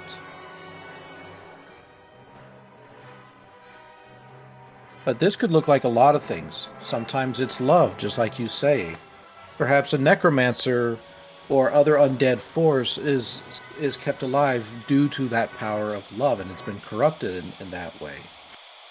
Perhaps this looks different in other ways, such as the accumulation of wealth and goods. Whereupon, if you are able to accumulate wealth and goods, then you are able to survive. For others, it might be bringing together the community, members of their species, or even other members of non-member species in. Aspirations can look in a million different ways, but I do ask that a species has one, because if they are just simply existing, then at that point they are no better than animals, and there's not much of a point to call them a species.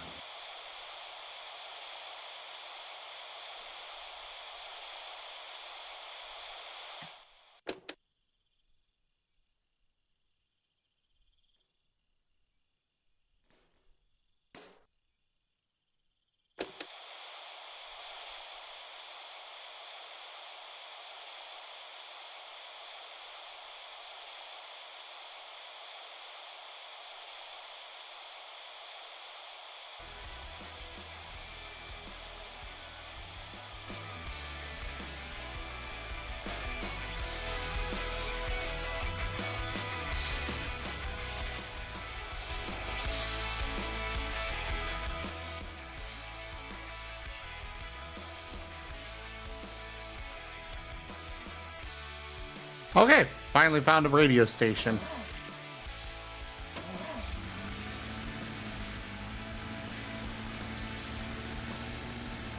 But how do I turn on my headlights?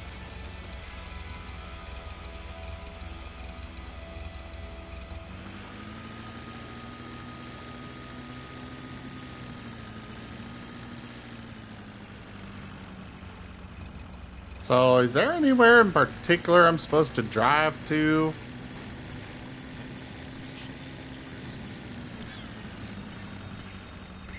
Steel Pets Radio on 94.1. Sorry there, dudes, I'm a bit sick. You know, lately I think you can get all kinds of sicknesses out there. I saw a few weird-looking dudes just the other day. They look like zombies or some sort of mutants. They were quite frightening, actually. But I know what they need. They should drink a nice bottle of beer. That would bring Wait. them back to normal. I Mutants? What the hell am I playing here? You know what else is weird, my friends?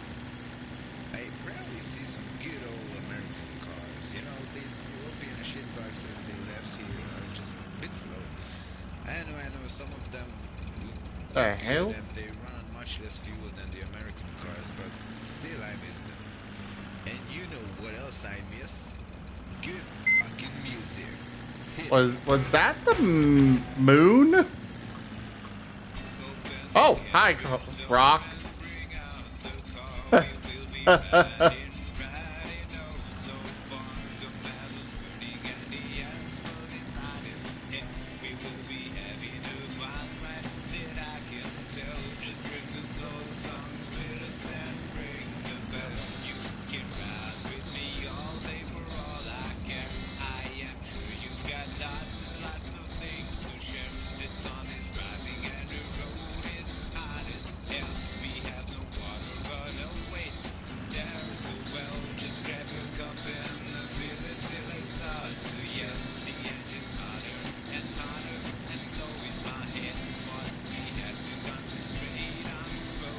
Uh,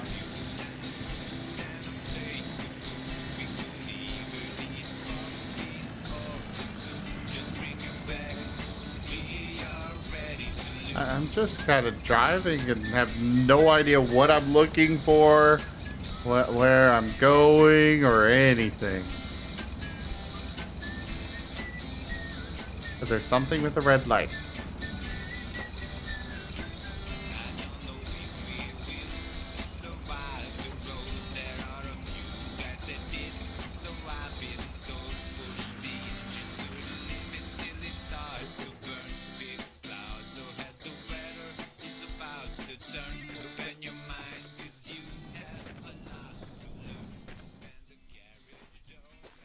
I guess this is a radio tower.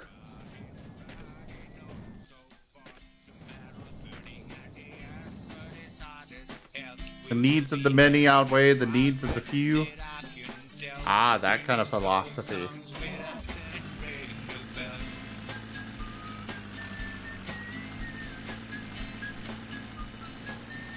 And away we go to the next point of interest that I come across.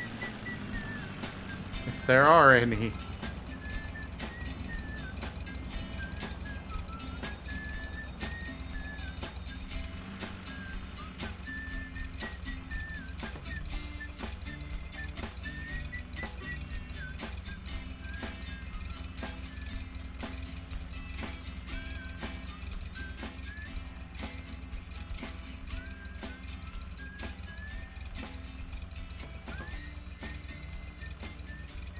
I forgot to adjust my mirrors.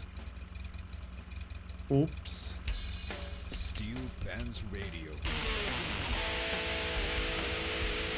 Burn it up, bitch. So, this guy confused the Hungarian sausage with an Italian one, but I'm asking you, why is that such a big problem? I mean, give the guy a break. Again, though, I'm not entirely sure if pragmatism is an aspiration. It's, at least to me, it seems more of a, hey, we're just existing.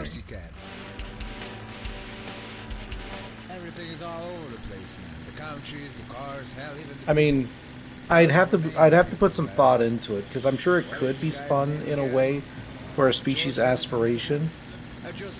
It's just a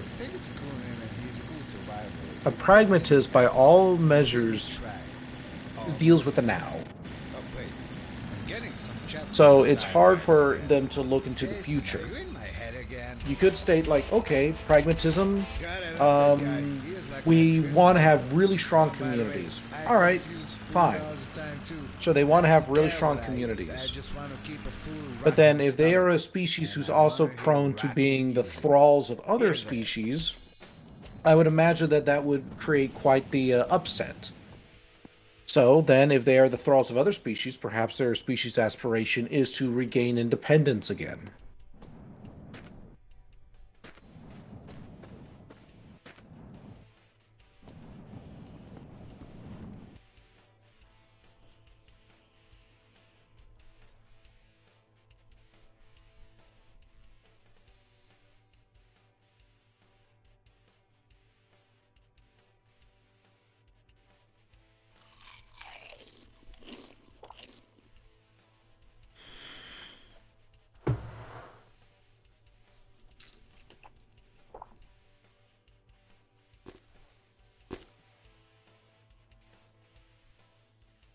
Um.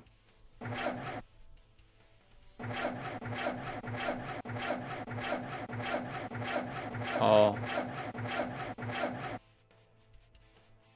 It seems this vehicle is completely empty.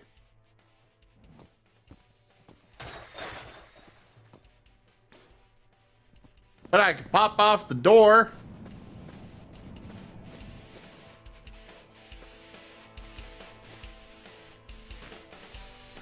Okay.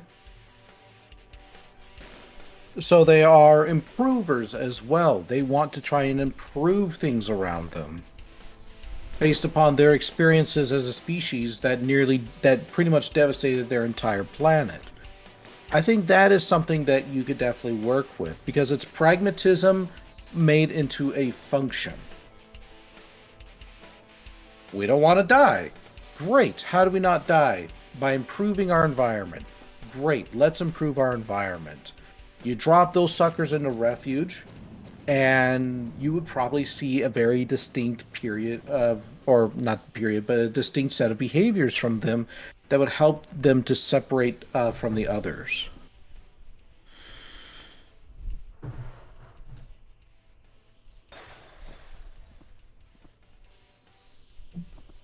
Just freaking pop off a thing.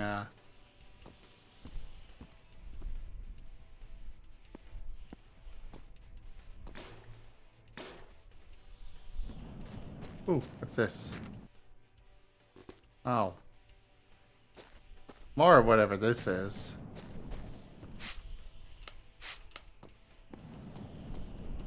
Hmm.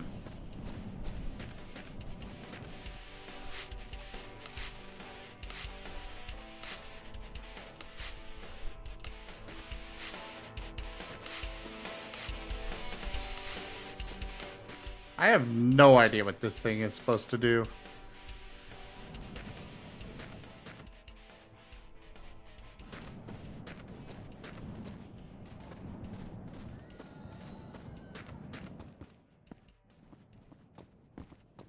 Ooh, new seats. Radio. Watch out, because if the sun comes up, your pants will be burning hot. Thinking about Is this just a chunk of, like, pork? Steel Pants Radio. Hello there, my I think that's just a chunk of pork. to be here and just being alive. I mean, the world is pretty harsh out there, so it's kind of a privilege to be alive. I was thinking about these rabbits that popped up some time ago. They seem pretty strange. I haven't seen rabbits for a while now. I used to love rabbits.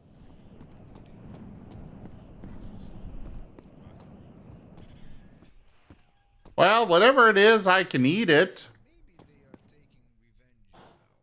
I mean, we received a call from a man that was being chased around by this huge rabbit and actually ate the guy. It just devoured him. So watch out when you... There's just a door stuck up here. Oh, how do we know about it? That the animal ate the guy? Well, we heard the whole thing through the phone. And a door that opens onto, Let's lighten up the mood. open air. Okay.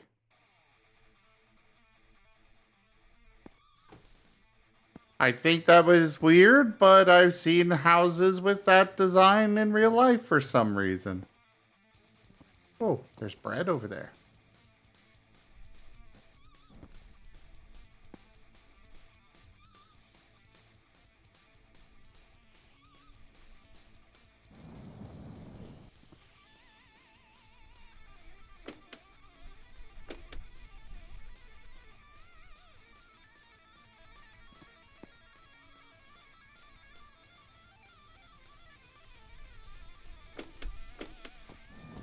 Ooh, big flashlight. Oh, this is gonna... Oh, maybe it won't.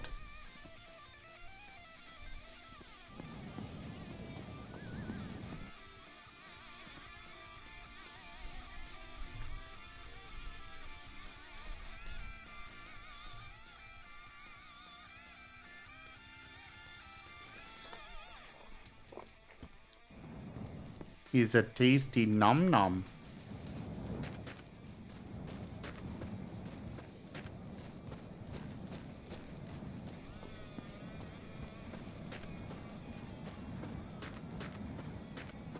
I am exceedingly confused by this game so far.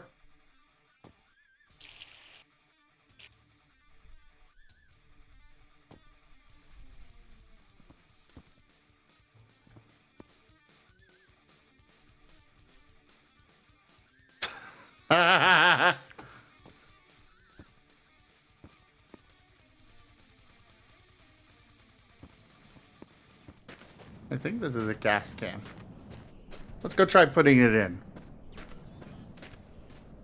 If you have a rusty old car and you need some oil, use the extra virgin car oil. Available anywhere in the desert. It is smooth, like your sexy girl's voice. It is the best lube. Ah, it is. Oh no, it's oil. Extra virgin car oil. Buy it or Oh. find it somewhere. Good for two-stroke engines also.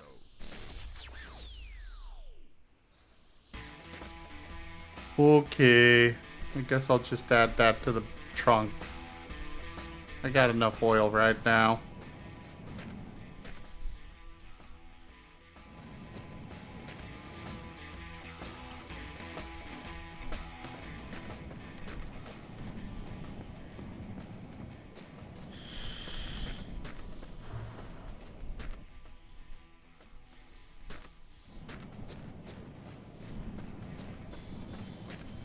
Yes, that means I chugged oil. Are you guys really that surprised?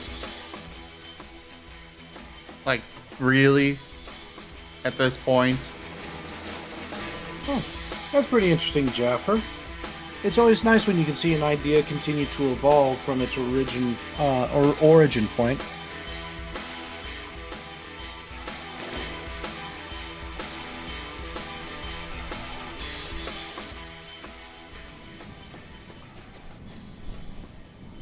I am very concerned by the fact that this game keeps giving me ammunition and guns.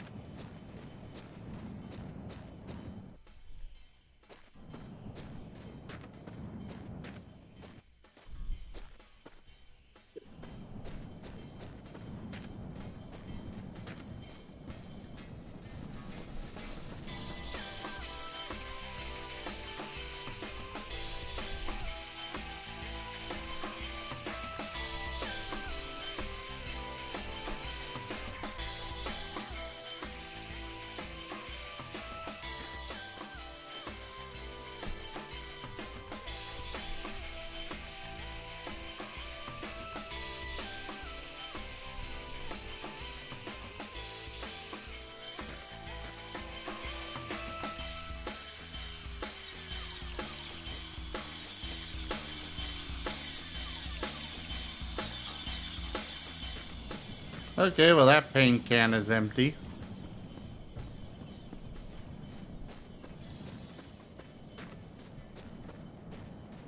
Really, fruit?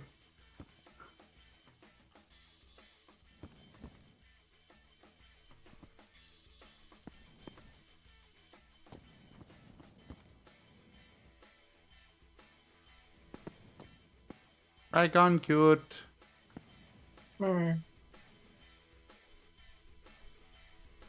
So, did you have any other questions for me about the Malseps and stuff? Oh, you seem like you got busy. Not necessarily. Like, this game is a very slow-paced game.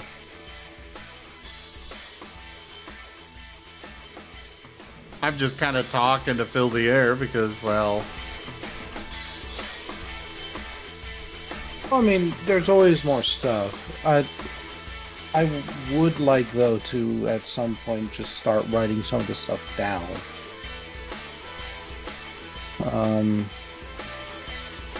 That's kind of what I mean, like a world-building session would be something that would require one or both of us writing things down. Well, good writing. Right.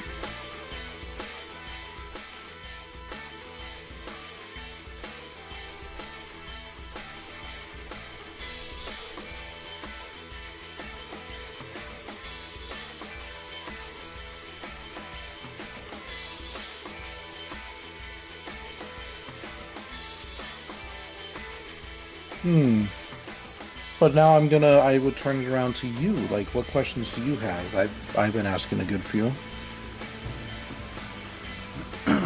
I mean, a lot of this stuff seems to be, like, hypothetical. Also, good God, this song. Oh.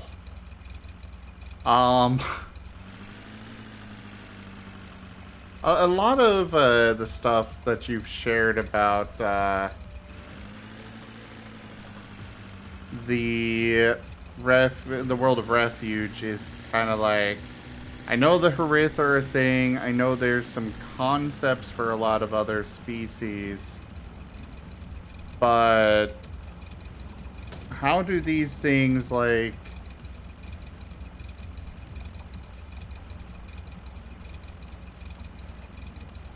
what would we be wanting to actually come up with for the Marseps in Refuge? Like, what is the end goal? What is the end goal for adding a species to Refuge? Just the end for goal them for to adding exist, a species, or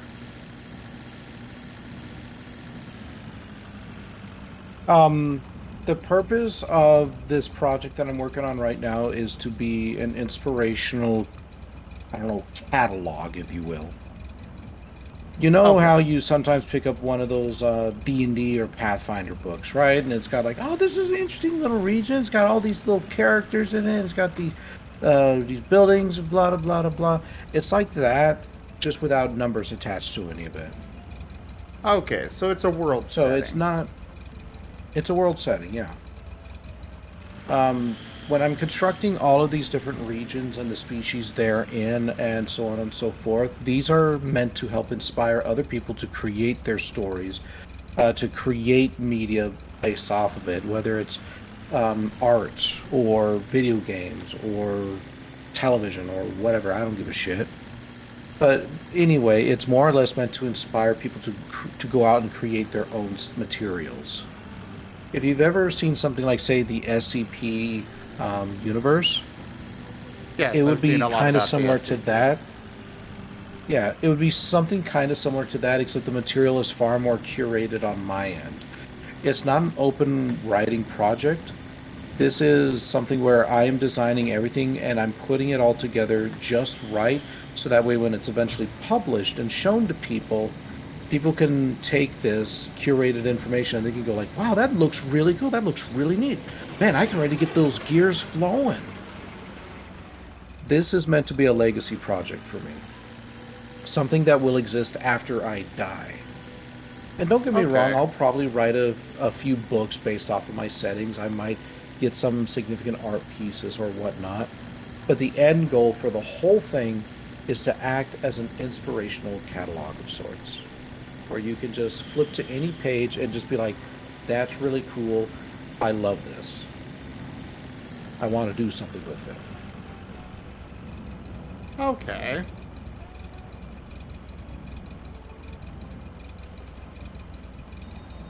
That's why I'm okay taking on other people's species and whatnot, because even though it's, the issue of, like, say, publications will exist, and I'll probably gain some money from it, the end goal is that eventually people will be putting in their own stuff. People will be designing their own species and regions and whatnot to insert into the overall grand scheme of things. So by including other species and designing and curating them and making sure they're just right, we get a feel for more than just my voice in it.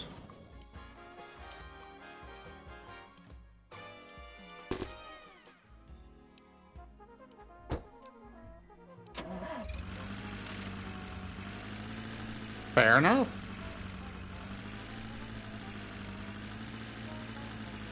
What do you That mean gives by me a WOTC lawyer? Go ahead. Wizards of the Coast. Oh.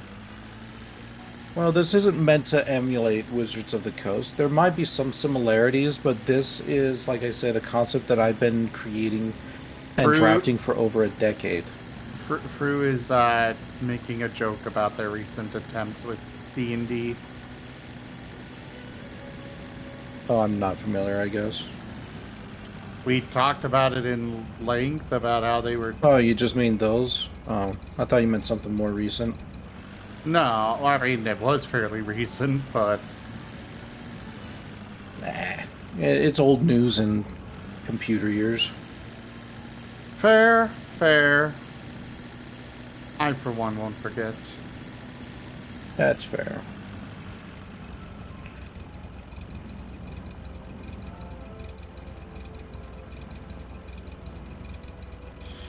But no, there most likely won't be a cease and desist, because a lot of these elements that I'm drafting together for this do not have an origin point anywhere else. They are more or less, the majority of it's going to be my creation. They're not going to be based off of Star Wars characters. They're not going to be based off of Star Trek or anything like that. These are, in and of themselves, wholly original. And the concepts therein should be too. Don't get me wrong, there might be some similarities. After all, there's only so many ways you can skin a cat. But at the end of the day, people won't be able to just point at them and just simply say, like, oh, I can clearly see you took this from this.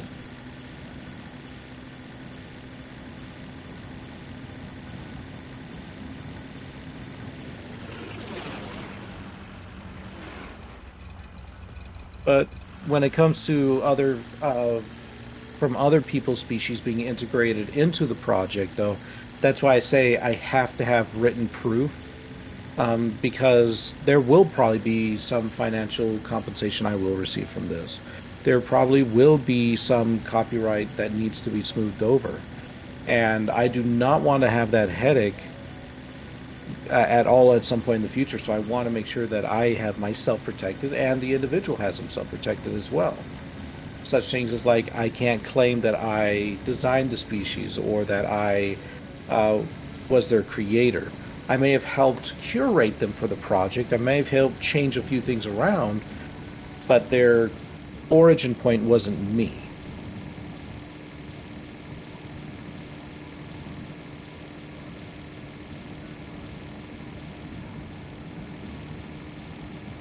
So I lost the road. I'm sure you'll find it again if you go straight. I have an issue with that.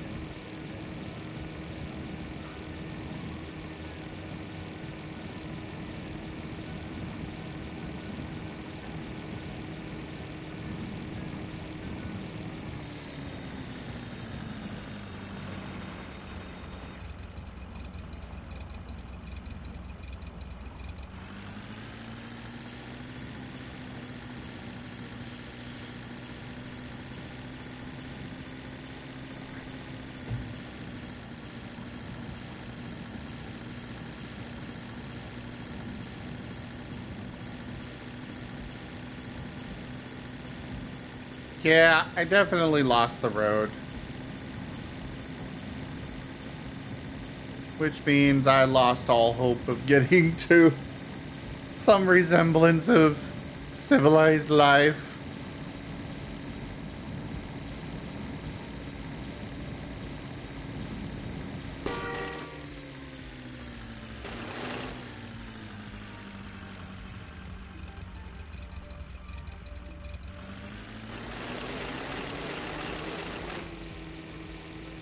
Okay, Jaffer, thank you. We'll come up with a more formalized document later, but for now that should suffice.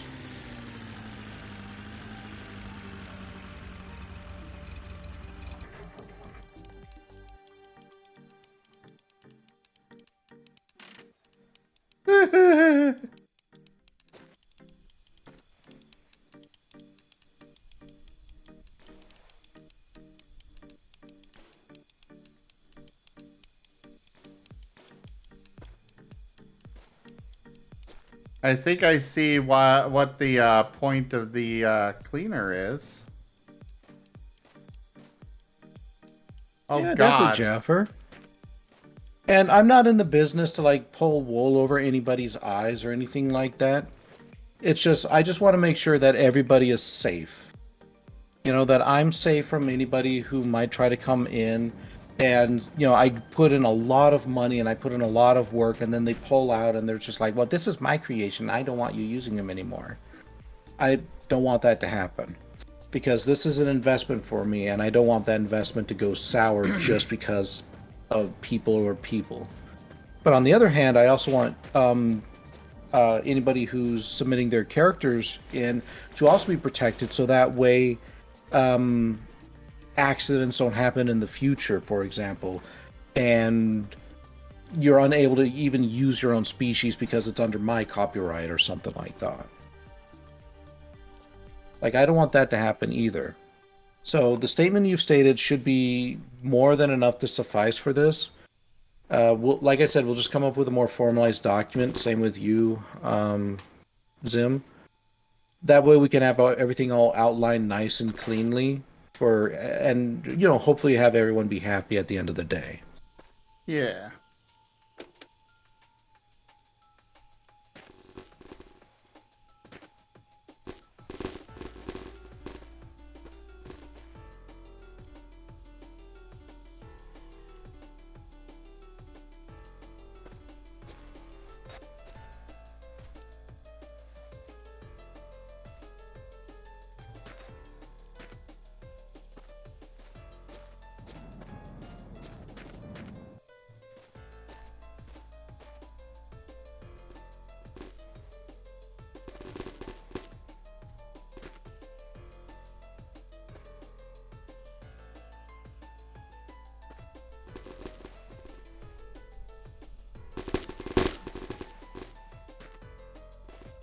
Why won't you go on? I think that tire's just gone. But that's why I have a spare.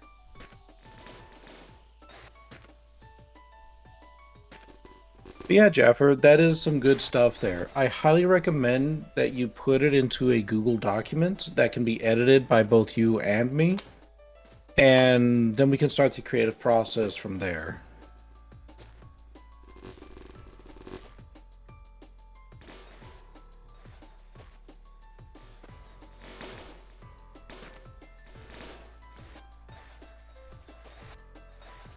Of course, I'll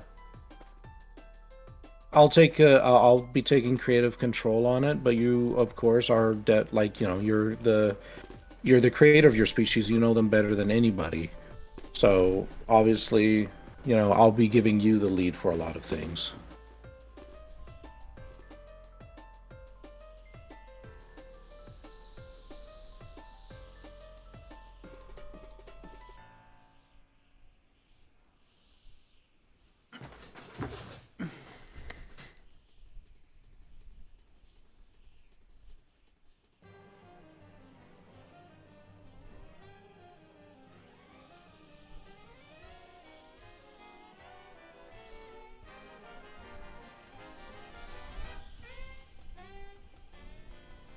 I do like though that you came up with a scavenging species. That is a very interesting concept. I don't think a lot of people always want to go for the predator, right? Or they go for the prey, but it's very rare I find that people are just willing to say, like, I'm going to make a scavenging species, one that are more opportunistic. And then, of course, that comes with the challenges okay, how do they evolve intelligence? Why do they evolve intelligence? How is it that from their base animal form that they had previously, why is it that their sentience was allowed to flourish? You know, for predators, that's usually a fairly easy thing. Pack tactics, for example, or being able to spot patterns in the environment, or language communication. All of these different things allow for intelligence to blossom because, well, you have to be smart if you want to be able to understand. For prey, on the other hand, you could definitely see such things as the more communal aspect of things, or perhaps, and let me give this a quick thought. Or perhaps their intelligence evolved simply because the dangers of their world required it. That if you weren't kept on your toes, and if you weren't able to detect what was going on in the environment around you with a logical, intelligent mind, then you were less likely to survive. Scavengers, however, they fall into an interesting category because by their very nature, they are, you know, eating the leftovers, if you will. They come in, they scavenge what they can, and they leave. So it can be a little difficult to say where intelligence blossoms into that. But there are a few different ways. One of them is recognizing behaviors, for example, like, if I can recognize that such and such is doing in such a such way, then that means I can slip in and take what I need. Or perhaps, again, their world is dangerous enough that they have to play both the role of predator and prey. So they had to evolve intelligence in order to balance both out. And so on and so forth.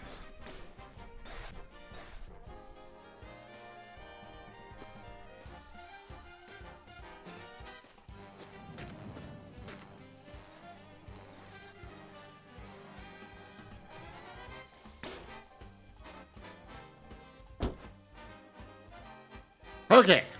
I think...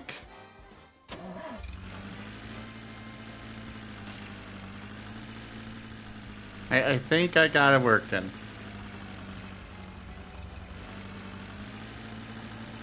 Repairs have been done.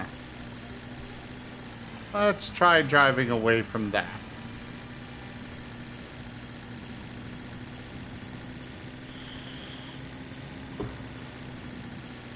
Maybe I'll come across the road eventually this way. And find a car that doesn't have my blood all over it.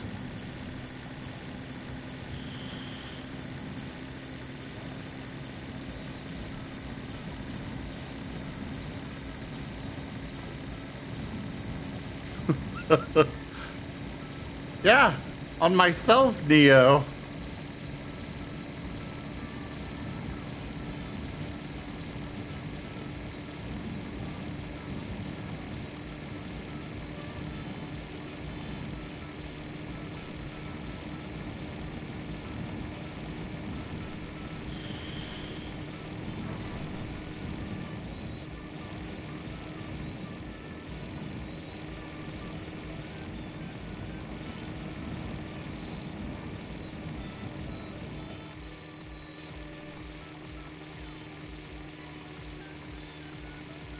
Vroom vroom, mother fluffer.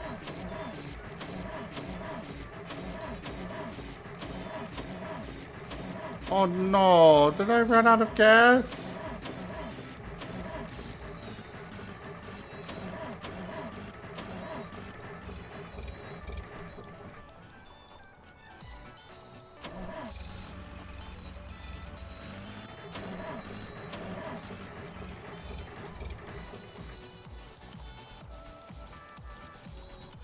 I think I ran out of gas. Or something else is busted. I don't know.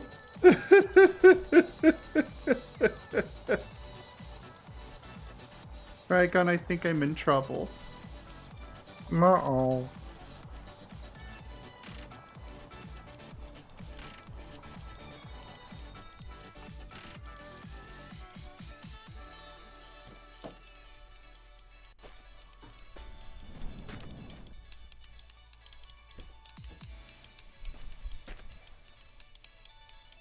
I got oil. Oh! I think I lost my radiator.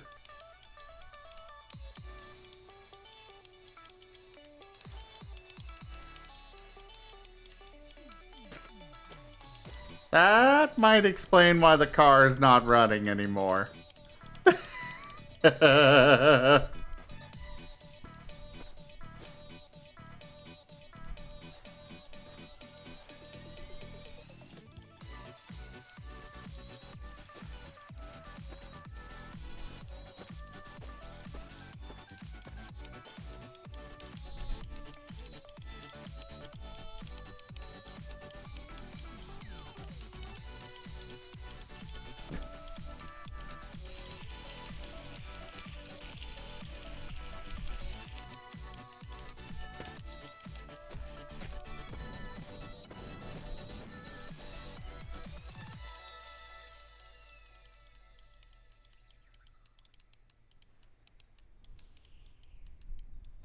Okay, that is empty. We still got some gas.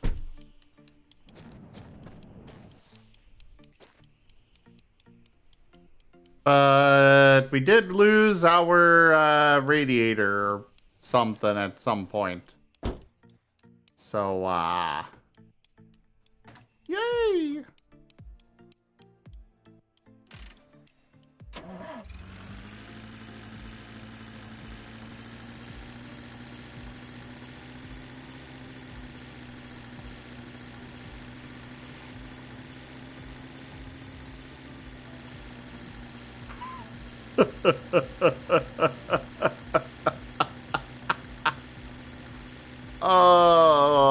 Okay. This game is so weird, but I also kind of like it. Oh god. It is interesting, Jaffer. I like that. That they fear liquids in the same vein that we fear fire. A little is okay, but it can quickly get out of control. No, we need more fire.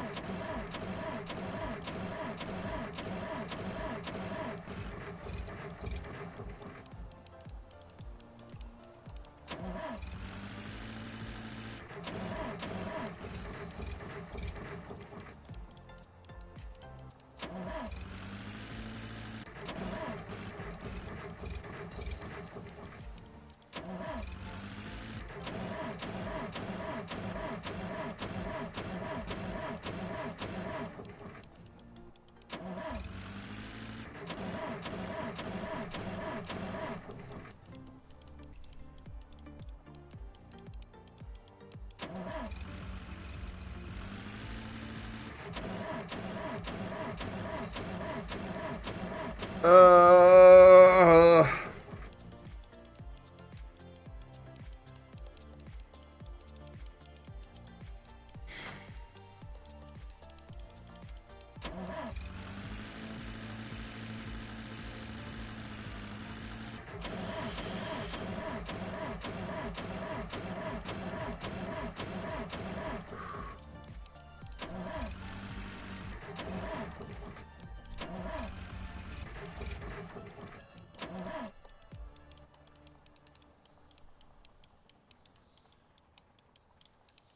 Okay.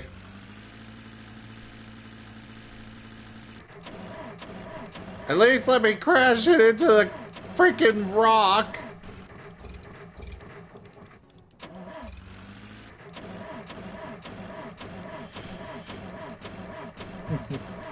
I would even say, like, in the indestructibility aspect, there would probably even have to be a bit of a limitation on that. And that's just simply because, again, they're scavengers. they probably had predators that were capable of cracking through it. So there has to be some way to get through it.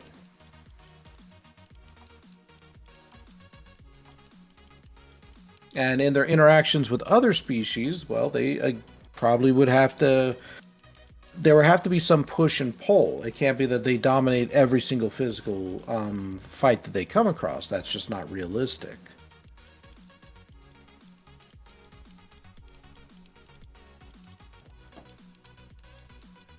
Now, I'm not saying that you necessarily have to, like, you know, look at them and just say, like, oh, I'm just going to put a bunch of chinks in their armor or something like that. It's just, all right, well, we got to approach this with a logical, considered view.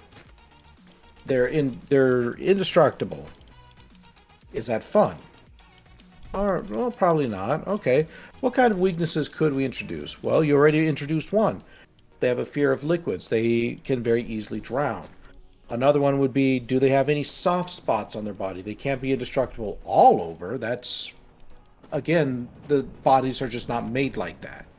There has to be weak points. And so on and so forth.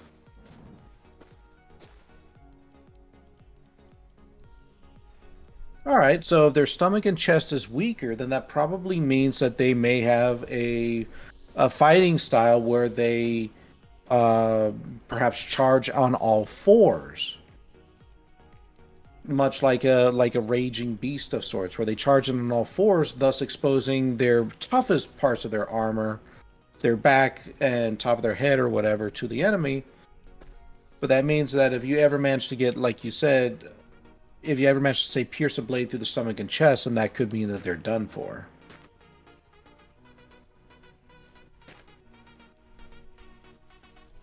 If they fall on their back, they have a hard time righting themselves?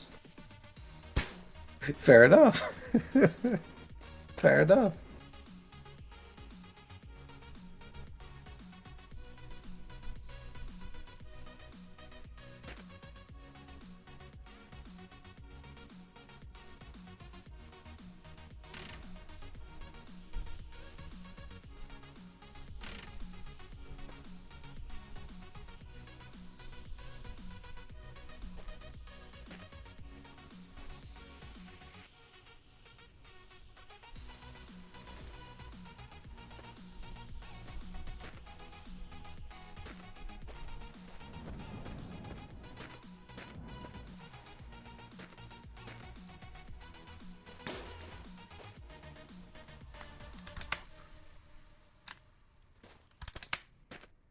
Hello?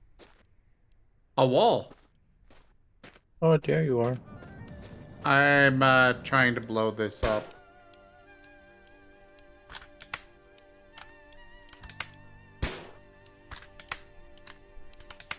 Cutting tools exist, but they were never practical for combat due to their tough scales, which I think is definitely a fair point.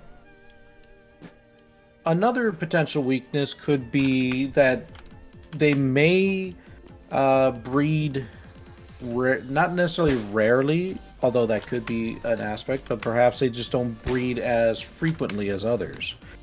So it may take a lot in order for them to keep their offspring alive, at least long enough until they evolve or not evolve, but generate the tough scales that they need in order to survive.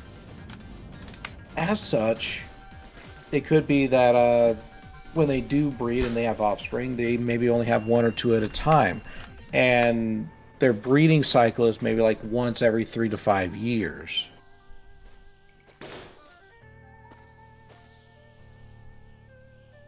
So that's another potential weakness that could be introduced into the species as a means of saying, like, okay, why haven't they just, like, completely taken over everything? Aside from the fact that, like you said, they're not the most intelligent. So just those little things. I love a lot of their strengths. And I definitely look forward to working with them. I just feel like if they have those, because those strengths are big, they would just need that little bit of evening out. That way, when you come across one of these guys, it's like it's an event. You feel like you just witnessed something special.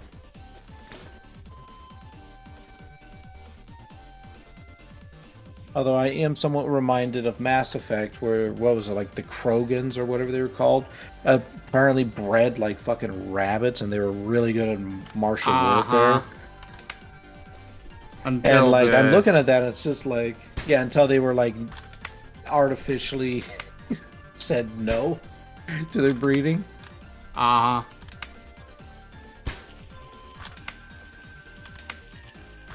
Yeah.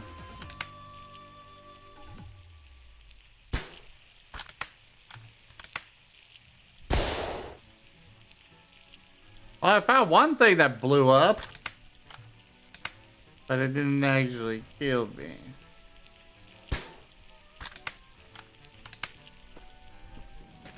Did I even take any damage?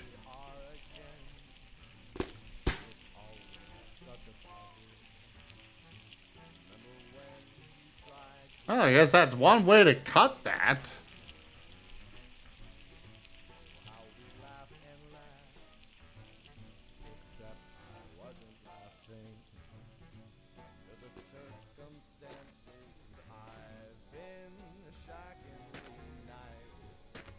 Or am I dead?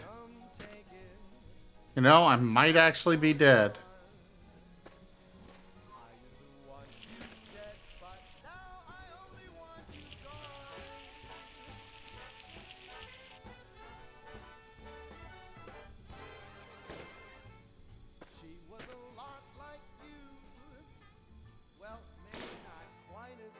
Okay.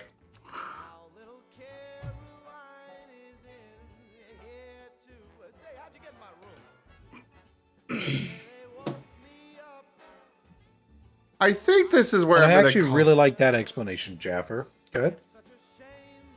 I'm thinking this might be where I call it for this stream tonight, because I just can't figure this thing out.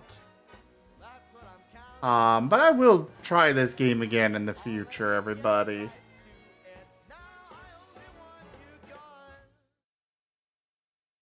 Well, it's definitely a hard game. It's meant to be hard, very much on purpose. So definitely don't feel defeated. It's meant to. It's meant to f people over. I am very intrigued by it. That's what I'm feeling. But Yeah. I'm kind of feeling done for tonight. So, thank you everybody for joining us today for the long drive. Check out our website, zgfgaming.com. We've got links for our Discord, Telegram, Twitter, Patreon, and more. They are on the website as well as down in the description below through our link tree. Thank you to my patrons, tippers, and subscribers. It is because of your support that I'm able to continue bringing these streams to you all. I really cannot do this without your guys' help and support, so thank you. Consider becoming a patron over at patreon.com/zgfgaming. It is one of the best ways to support the channel, though you can also do so by grabbing some packs of cards through Stream Loots, sharing the stream around, or by subscribing to our YouTube. But for now, thank you all so much for joining, and I bid you the most fondest adieu.